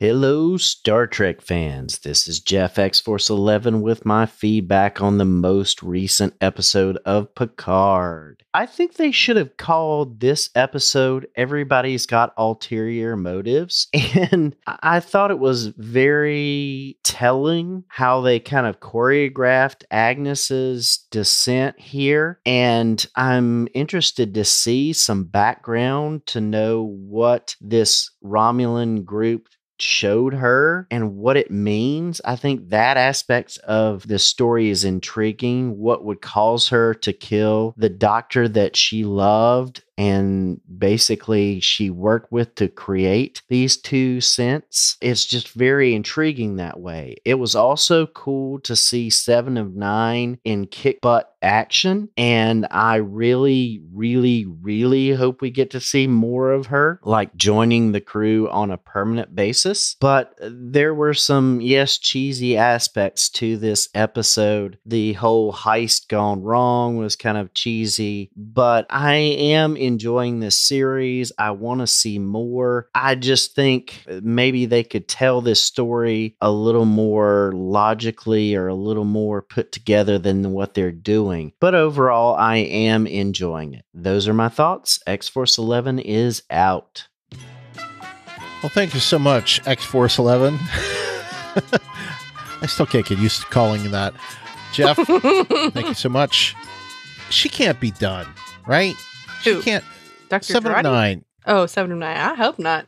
Because she's been in all this press about the show.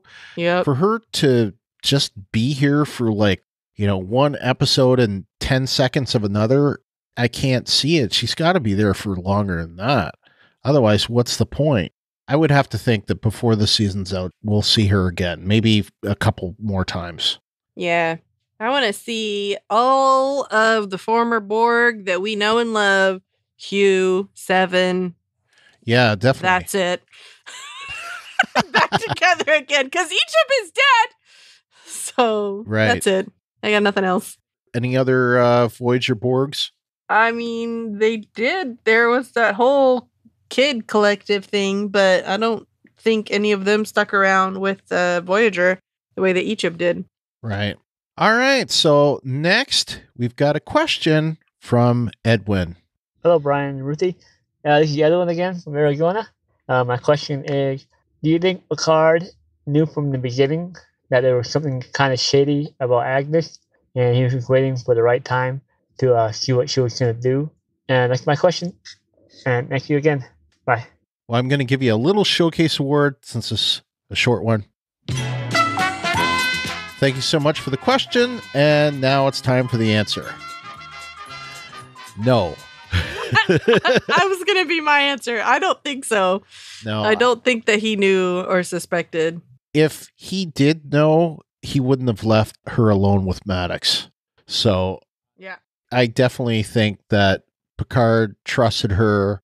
Obviously, you know, that little seed in episode 3 where Rafi didn't vet her, obviously comes back to bite him in the butt.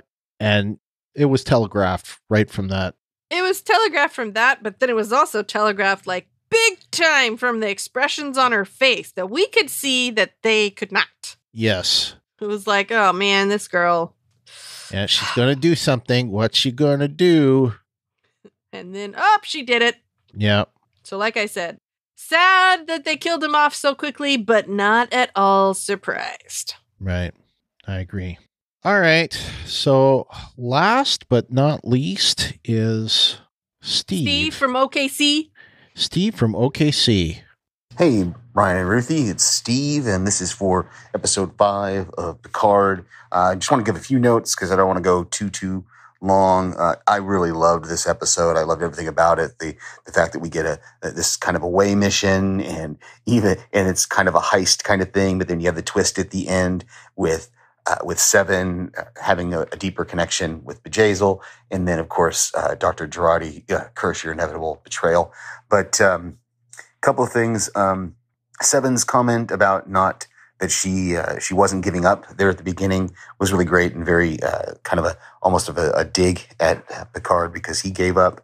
And then I laughed every time Rios said Seven, the ex-Borg, Fenris Ranger from the Delta Quadrant. I thought it was really, really great. That little conversation between Rios and Rafi while Picard and Seven are in his study there was just classic. And of course, before the end of the episode, Girardi is still kind of the audience kind of thing of the audience perspective, which I really like, and absolutely was really, really cool to realize through the conversation, through what Seven said, that she has a habit of being a hero. When Rafi asks why she's doing what she's doing, and she says it was out of habit, that something had to be done. I just really loved that whole comment. And then, of course, at the end, when she gets her revenge, and from this, it may have been wrong to murder Bjayzl, but it's still Seven being that hero, even though it's kind of an anti-hero, kind of a dark hero. Just absolutely loved it. Can't wait to hear what you guys thought. Talk to you later. Well, thanks so much, Steve, for your voicemail. Some good points. I thought that it was also funny with Rios trying to say her name. Yep. Yeah. 11. So close. Different show. Was it wrong for her to murder? I don't know. Was she murdering or was she executing? She was executing. Let's be That's clear. my take. Because the Fenris Rangers have been after her for a really long time. So she was fulfilling that. Right. And if they're like judge, jury, and executioner, yep, then I guess that's true. Did she deserve to die? Yeah, I kind of think that she did. Absolutely. So, yeah. No doubt about it. She's a horrible, terrible person. Yes. Although she may not be a person, but that's besides. Whatever. She's a horrible, terrible thing then. Yeah. Sentient life form. I'll explain that in a bit. I have some stuff about the episode section that I'll get to this.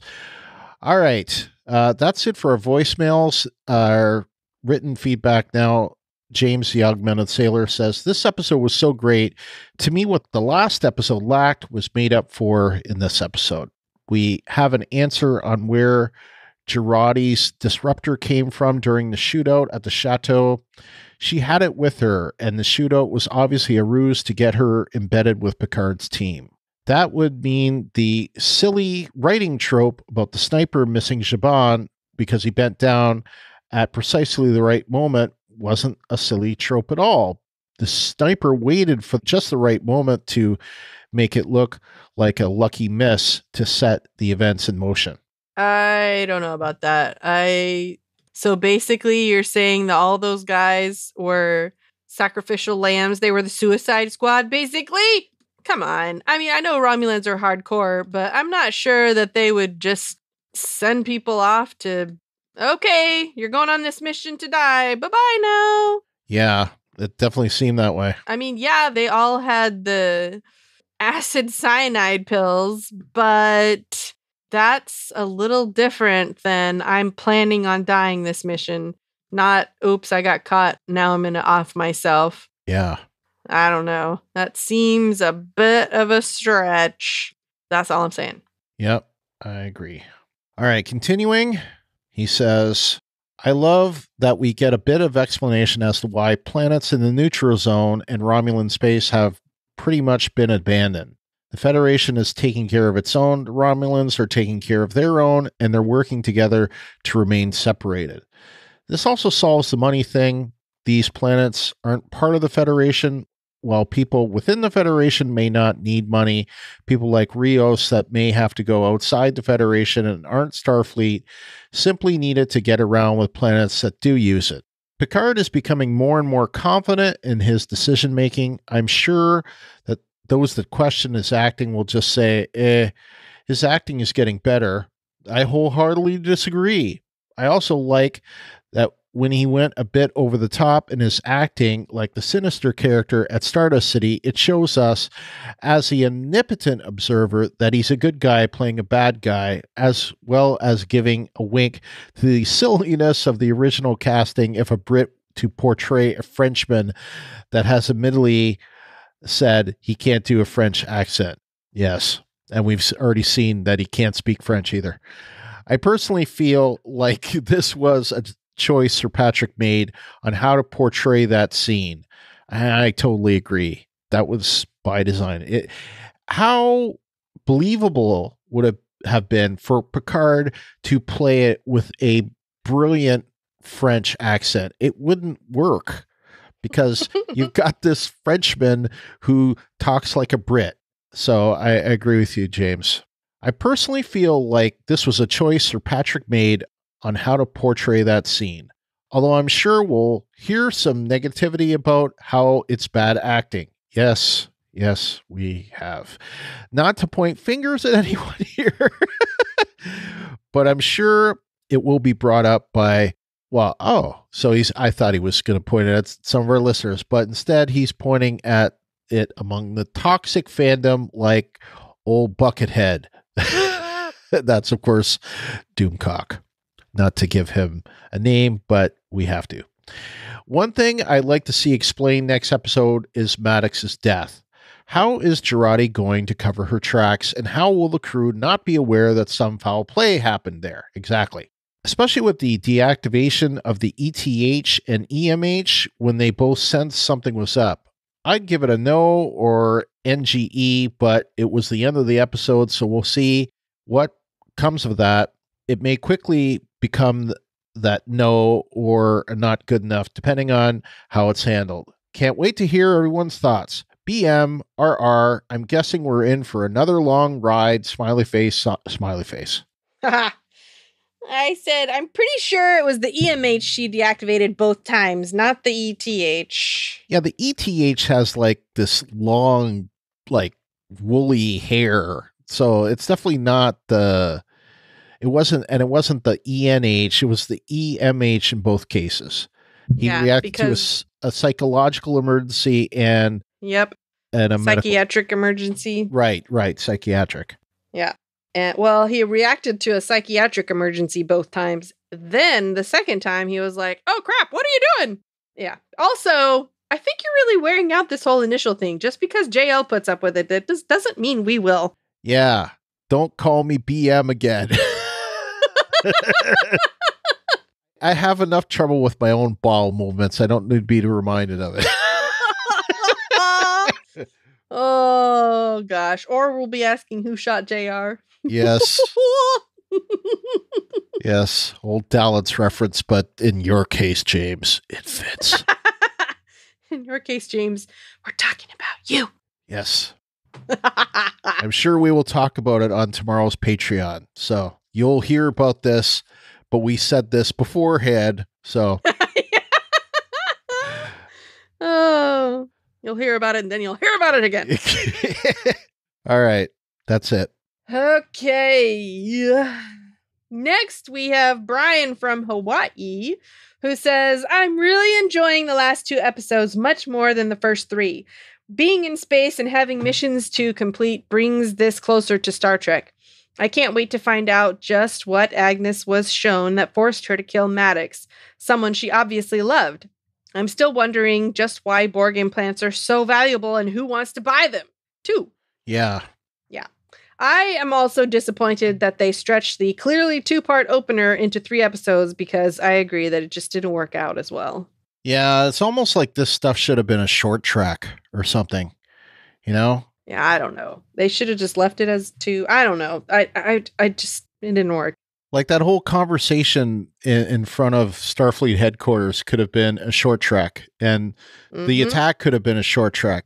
Mm-hmm. Just like offload that stuff and keep the, I think it should have been potatoes. 2. Yeah, I think it should have been 2 episodes, that first 3. And does this mean that we're going to be shortchanged an episode? Or, I think so, which is what also super irritates me. I hope not. Hope they're going to lengthen the next 5 or something. Because they're so still, far, I mean, has not happened. So. Yeah, they've all been in that same range. This one was 45 minutes. Mm-hmm. So. Again, they're taking advantage of the wrong things. Yep. In other words, the swearing, not the extended or possibly able to be extended time slot. Mm-hmm. Disappointed. Yeah, and it's funny that you say that you enjoyed the last 2 episodes much more than the first 3, because I was looking at your ratings, Brian, and you gave the first episode a 9.9. So unless it was out of sentimentality, which, you know, I'll give you a break on that. I'm just saying, or it was completely arbitrary, or completely arbitrary. Yeah, see, Ruthie can help you throw that arbitrary card. So, you know, I'm just saying, you gave it a 9.9. Don't forget it. And from the book, I can say that, yes, she definitely did love him. She seemed to worship him in the book. And I think that she was heartbroken when he left, because obviously he left and, you know, didn't take her. But at the same time, I think that he gave her, yes, he did in the book. Again, this is spoiler, I guess, but she could have left with him, is what I'm saying. Okay, well, let's not give out too much, because some of us haven't had a chance to read the book yet. You should get to read it, Ruthie. I will. As I have previously stated, I'm in the middle of a different series right now, and I will read that as soon as I'm done. That's no excuse. Shut your mouth, Bill. Okay. Anyway, moving on. Brian continues with, stepping back, I worry the Picard series is getting too dark and explicitly mature like Discovery was in season 1. My kids watch this with me, and I hate that now I'm having to screen it first like I was for Discovery. Just because the showrunners can curse and show violence doesn't mean they have to do it so often. I agree. As I have said, just because you can doesn't mean you should. I'm of 2 minds of this, and I'm kind of surprised, actually, because I was expecting you to bring this up way back in episode 2, because I had you in mind when I brought up the whole F-bomb thing back then. Because I remember specifically you complained about that quite a bit in season 1 of Discovery after they cursed. So I'm of 2 minds, as I said. Now I've got it written in the notes as against and for, but I'm gonna flip that around. And just so you know, I understand where you're coming from, and it makes me sad. It really does when someone like you, and not just you, I've heard this mentioned on YouTube and on other, Facebook groups and that, when someone says that they, wanted to watch Discovery and Picard with their kids and they feel like they can't.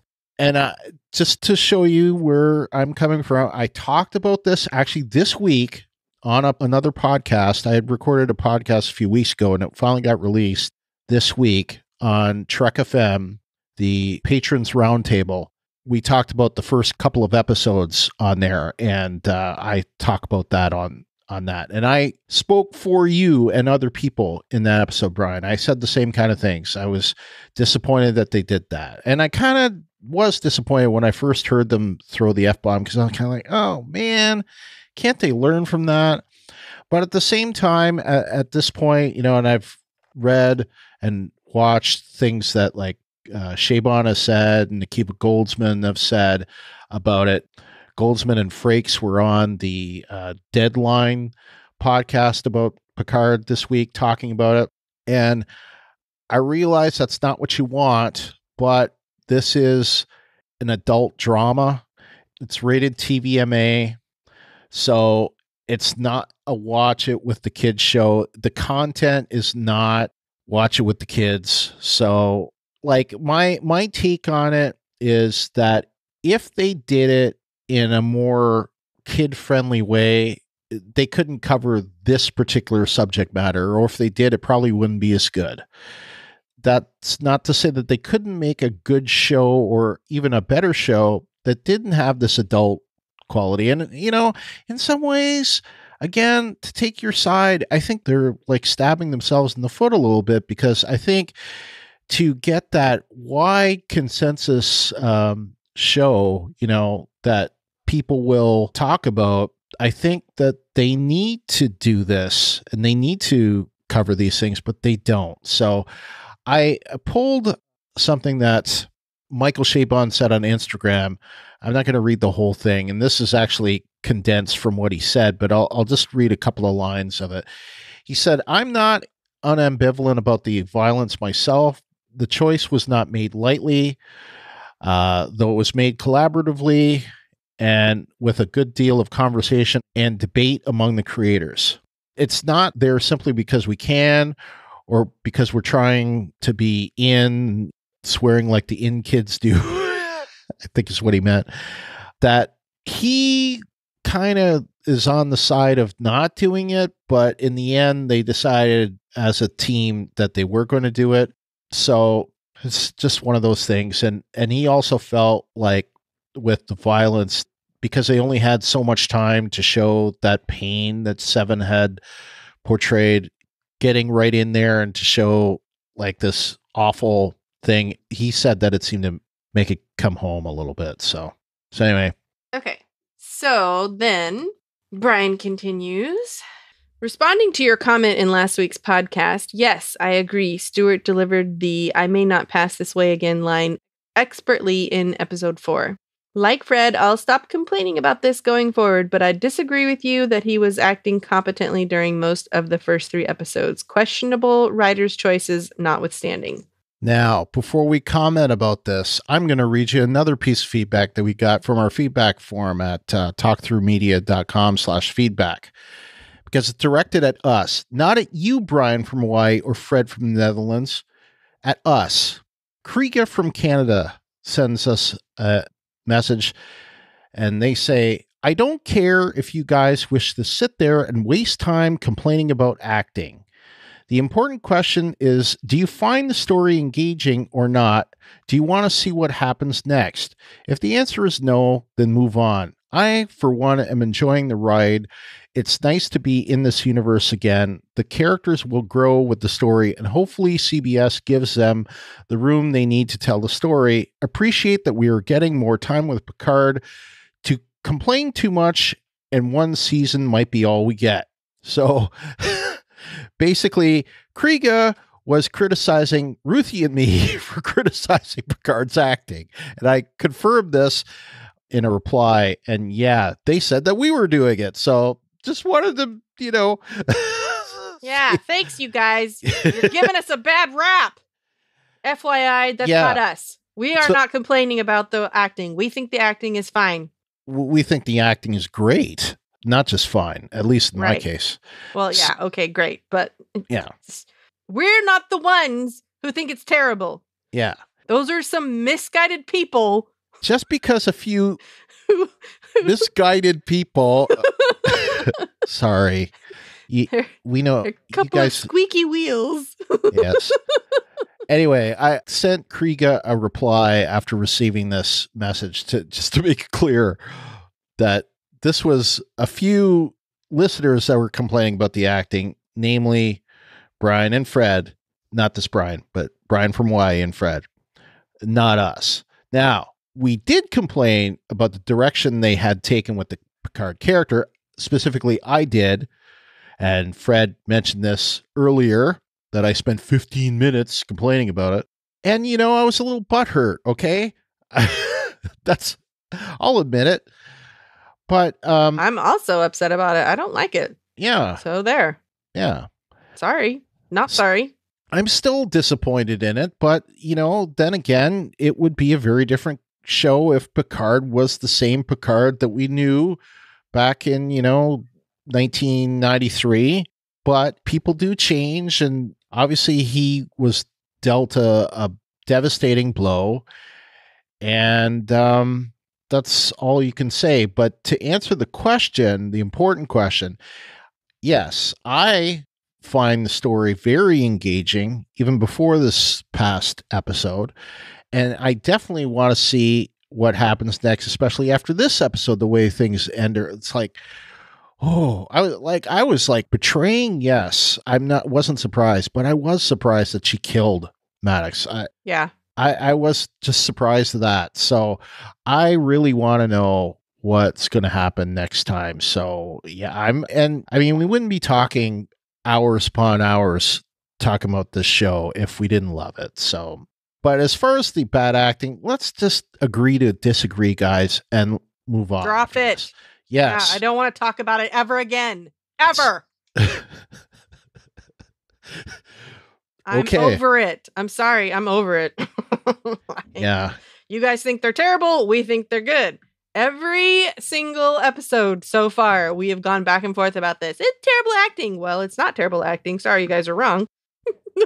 Well, let's just agree that we don't have to agree with this. You guys don't have to convince us, okay? That if you don't please stop trying. Yeah, it's not going to work. Ruthie and I are stubborn individuals. We're not. We will. No, I'm kidding. But no, it's true. We are. I wasn't kidding. I was just being nice. So anyway, seriously though, we don't have to agree. I think at this point, let's just move on. We're not going to try to convince you that it's great acting. You guys stop trying to convince us that it's bad acting. This is not something that is objective. This is subjective. Right.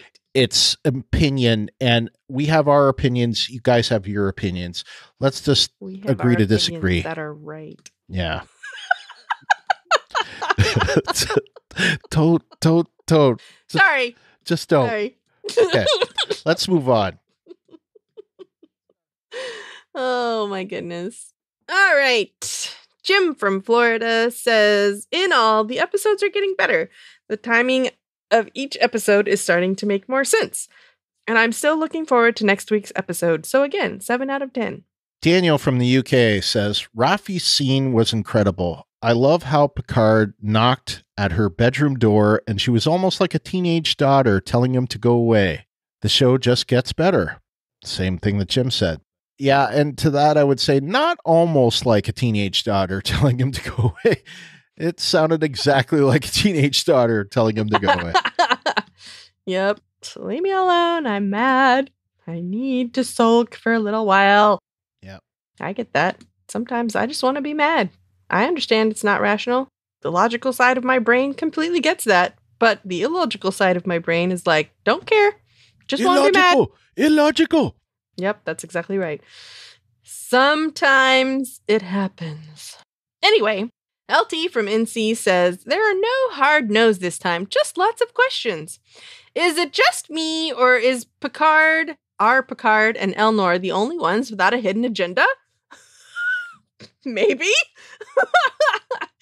The scene in the clinic was well acted, but so very painful to watch emotionally. Big props to Michelle Hurd for that one. I agree. She's a phenomenal actress. Yep. I agree. So, Rafi's son has a Romulan spouse? Very interesting. Yes, that's how it appears, LT. I feel like that was a rhetorical question. 7 of freaking 9. I just hope this won't mean this is all we get. Me too. Yeah, I hope that that's not going to be the case. Aaron from Akron has a very funny quip here. He says, see, if they disable Flash and Java, maybe turn their security settings up a smidge, they wouldn't be getting those custom pop-ups. Oh, that was funny. Other than that, I love this episode. Frakes at his best. Picard felt more like Picard. 7 was perfect. I love this evolution of the character. I think it makes sense for her. Rios was well used here, and I enjoyed his scenes with Mr. Vup, aka Odd Job.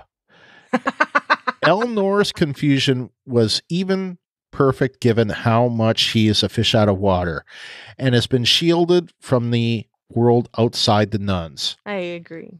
I admit I am a little torn on what they are doing with Agnes. I get what they are going for. She knows whatever the Zhat Vash have told or shown her, and she feels guilty over whatever it is. But to kill Bruce, who is clearly more than just her colleague, there better be a hell of a payoff to this secret. I agree. I also agree. Yes. Again. The standout this week for me was Rafi. She is quickly becoming a favorite character on the show. Her estrangement with her son, choices of a career, and conspiracy over family, all her imperfections. I wouldn't mind a short series of Rafi's history in Starfleet with or without JL. I agree. I could go for a short trek for that. Now, my question, that seemed to be mostly positive, but she gave it a 4? So, oh, yeah, that's a good question. Yeah. What's the deal Aaron, with the 4?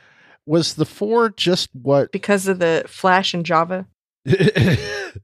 Or was it because of Girardi killing Bruce Maddox?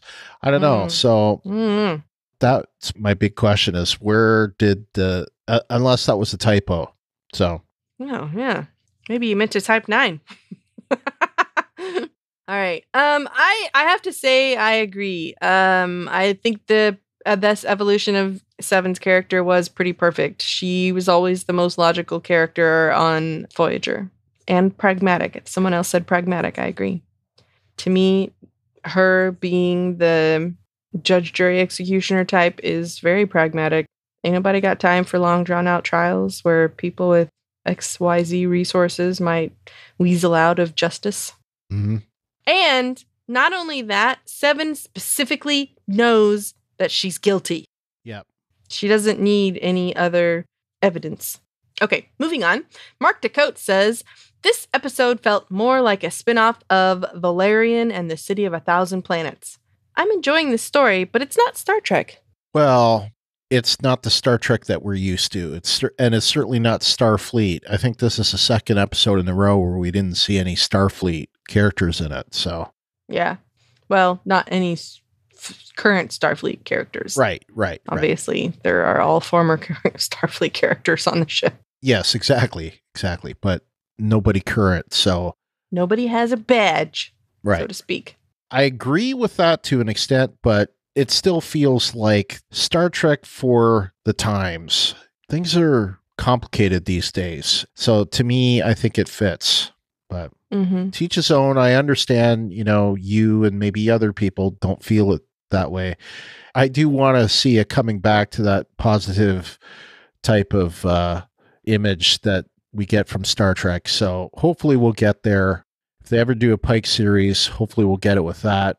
Man, I would love, I've said it before, but I would love to see that be episodic with kind of like a more of a long-term, like secondary plot going on, but episodic in nature and to be positive. Because if anyone could be that, would be Captain Pike. Yeah. Played by Anson Mount. I agree. For those of you that have not watched Discovery, if you have to skip that first season and just move on to season 2 and see Captain Pike, man, oh man, he's so good. He is so good. Yep. Yeah. So, all right. Yep. As far as other things, do you have any other notes? I just have a few quick things. I have a really quick thing. I think that's it. The only other thing I wrote down was getting the hell out of here doesn't mean the same thing as it used to, I guess, because they stuck around long enough to have a chat and then beam 7 back onto the planet. So yeah, there you go. Like, to me, getting the hell out of here means like instantly gone. Not let's get the hell out of here after I chat with 7, give her some weapons, send her back down to the planet. I mean, come on, y'all. Yeah, that's kind of true. Yeah. I suppose that should have been a not good enough, but it wasn't really anything. It was just funny. I thought it was funny. Yeah. Okay, so a bunch of little quick things. This show seems to be dealing with hubris. So I looked up and the book also dealt with Picard's hubris. And of course, we get the sheer hubris comment that Admiral Clancy made. This is from Wikipedia. So hubris describes a personality quality of extreme or foolish pride or dangerous overconfidence, often in combination with or synonymous with arrogance. In its ancient Greek context, it typically describes behavior that defies the norms of behavior or challenges the gods, which in turn brings about the downfall or nemesis of the perpetrator of hubris. Hubris is usually perceived as a characteristic of an individual rather than a group, although the group the offender belongs to may suffer collateral consequences from the wrongful act. Hubris often indicates a loss of contact with reality and an overestimation of one's own competence, accomplishments, or capabilities. When I read that, I said, that's Picard. Yeah. So I have to commend the writers for identifying that characteristic in Picard, because in looking at this definition, that is Picard. I don't want that to be Picard, but he does have that streak in him. And I think what happened to him 14 years ago was a classic example. He just took on too much. And when what he was doing was denied to him, it brought his downfall and brought the downfall of a lot of other things. I mean, there's like a whole, domino effect that we're seeing more and more the last couple of episodes. The planet that Icheb met his demise on was called Vergessen. And Vergessen is a German word, and it means to forget. And that planet was on the Hypatia system, which is probably most certainly a reference to Egyptian philosopher Hypatia, who was a symbol for women's rights in the 20th century. So I think that kind of makes sense, the fact that I think 7 is kind of reclaiming. And there's also the 7 domes on Vergessen. So is that 7 of 9? I wasn't sure what that meant. We learned that La Serena is a Kaplan F-17 speed freighter. I thought it was also foreshadowing when Rios asks Agnes how he looks. She says, "You're killing it." I noticed when 7 was beaming off La Serena, there's a modified Voyager theme that's playing in the background. If you listen to it, you can pick it up. It's like,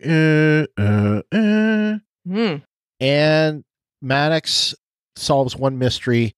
Daj got the embedded mom AI. So mom is not a mom. Mom is a program. So that...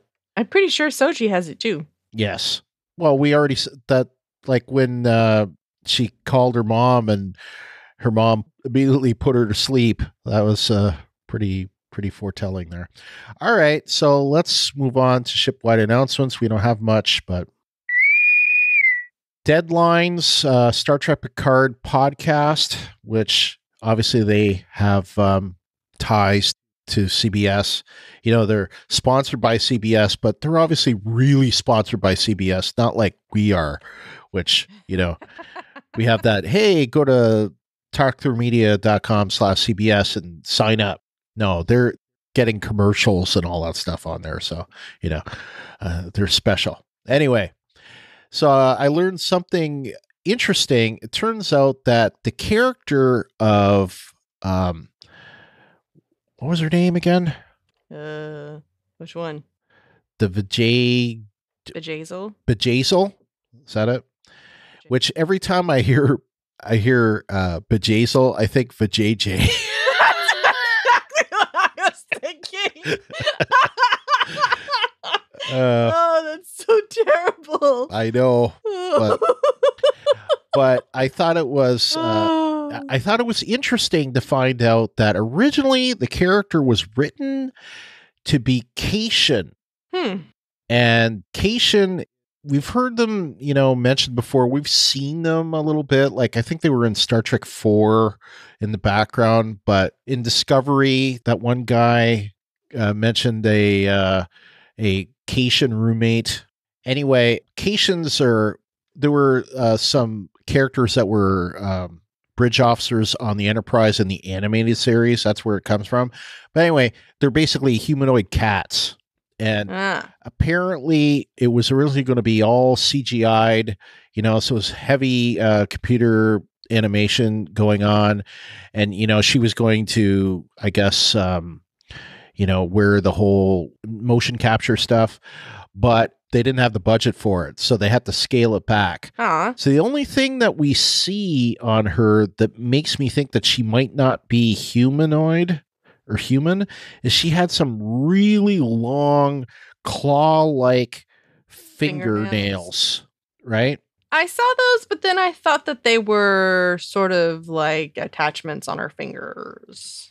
So one thought that I had is that maybe she was Cation and had been surgically altered or something like that to look human, or that she was human or humanoid and, but had like cat-like tendencies or something. Because I noticed that after I heard that on the podcast, when I did my third rewatch today, just before we recorded, I was looking for that. And I did see some kind of cat-like motions with her. So just the way she was kind of prancing around, she was cat-like. So I thought that was interesting. The Ready Room this week, Will Wheaton interviewed Evan Evagora, who plays, of course, Elnor, the Romulan Legolas. Romulan Legolas, or as he says on the show, Space Legolas. Yes. Which I thought was cute. Aside from that, there was an interesting preview of the next episode on there, little sneak peek. The last thing, and I really didn't get much as far as news this week, but Viacom CBS had their earnings call this week, and they reported their fourth quarter earnings. And I guess after the call, the stock went down like something like 15% or something, because the analysts are questioning this strategy that they're planning to do where they're expanding their streaming platforms and whatnot. We talked about it a couple of weeks ago. Apparently there's some skepticism about it within the analyst community. So anyway, the other thing that they mentioned on the earnings call was the fact that 2 series are in development beyond the ones that have already been announced. So that was, we know that the short treks are there. We know that Discovery's there. We know that Picard is there. We know that the animated show is there. We know that Lower Decks, and then we know the Nickelodeon show is there, which may be called Prodigy. That hasn't been officially announced, but that was a name that came up fairly recently. But supposedly confirming the thing that we heard a few weeks back, that there are 2 other shows. So this is the second source, and this time, from the CEO saying that they've got 2 other Star Trek shows. So they're throwing a lot, and they're also saying, that another movie is in play. So we assume that that's the Noah Hawley film. So anyway, so that's it. So why don't you tell people how to contact us? Alrighty. To submit your feedback or connect with us, And give us your theories. Go to talkthroughmedia.com/feedback, where you can submit us text or give us audio. You can also call 216-232-6146 and leave us a voicemail. You can send us email, and the email address is picardcast@talkthroughmedia.com. Or you can post in our designated episode thread in our Facebook group, which is facebook.com/groups/Star Trek TTM podcasts, or you can tweet us at PicardCast. We also have a YouTube channel, so search for Talk Through Media and you'll hear us, not see us. Yeah, it's worth saying that the episodes are first posted on YouTube, so usually out anywhere from like 4 to 12 hours before everywhere else. So just there you go. Yeah. Subscribe to us on YouTube. You'll be able to get the episodes before anybody else. Cool. Great way you can support us is to share our posts that are on Twitter and Facebook. The Facebook group previously mentioned, we're a private group, but if you go to facebook.com/talkthroughmedia, we always post our episodes there, and those can be shared. And of course, at Picard Cast, you can share those there. I asked previously for the Apple Podcast ratings and reviews. So again, you could help us out by doing that. And I mentioned earlier, we're recording an episode. We'll be talking about Ruthie's trip to see Shatner and Wrath of Khan, the first 5 episodes, and talk about this book that I kept bringing up about 50 times. We'll talk about those things Saturday, February 22nd. And if you're hearing this after the fact, just join up with the Patreon, pay as little as $1 a month, and you'll get access to all of our episodes there. We'd like to thank our Patreon supporters, James Robbins, Lawrence Todd, Fred Petrie, Clint McCollum, Kyle McAdams, Kim Vogel, Brian Shiro, Christoph Leckleitner, Jeff Bayako, and Lee Radke. And 2 things I want to bring up. I appeared on 2 episodes on Trek FM this week. I mentioned the first one, which was I was on Patron Roundtable episode 62, where we talk about the first couple of episodes, and I mentioned the support about the mature themes and the cursing and all that in support of Brian from Hawaii. I mentioned that on that episode 62. You can find that on the Trek FM Complete Master feed. So check that out. Also, I was on the Earl Grey podcast, which of course covers TNG. I was on episode 312, and you've heard me talk about it here. You've heard me talk about it on the Discovery podcast. I once sold a story premise to Deep Space Nine way back in 96. I pitched it way back in 94. But before that, I tried to submit spec scripts, and I talk about that experience and how I got started with it, and then my pitches to TNG, DS9, and Voyager over 5 years. And I talk about all of that on episode 312. So it was a lot of fun. Thanks to Justin, Amy, and Joe for having me on there. And it was a lot of fun. So, and of course, if you're not listening to us on the Discovery feed, I want to mention, of course, that if you watch Discovery, you can get all of the podcasts, both Discovery and Picard, if you subscribe to the Star Trek Discovery podcast. We don't know what the next episode is titled.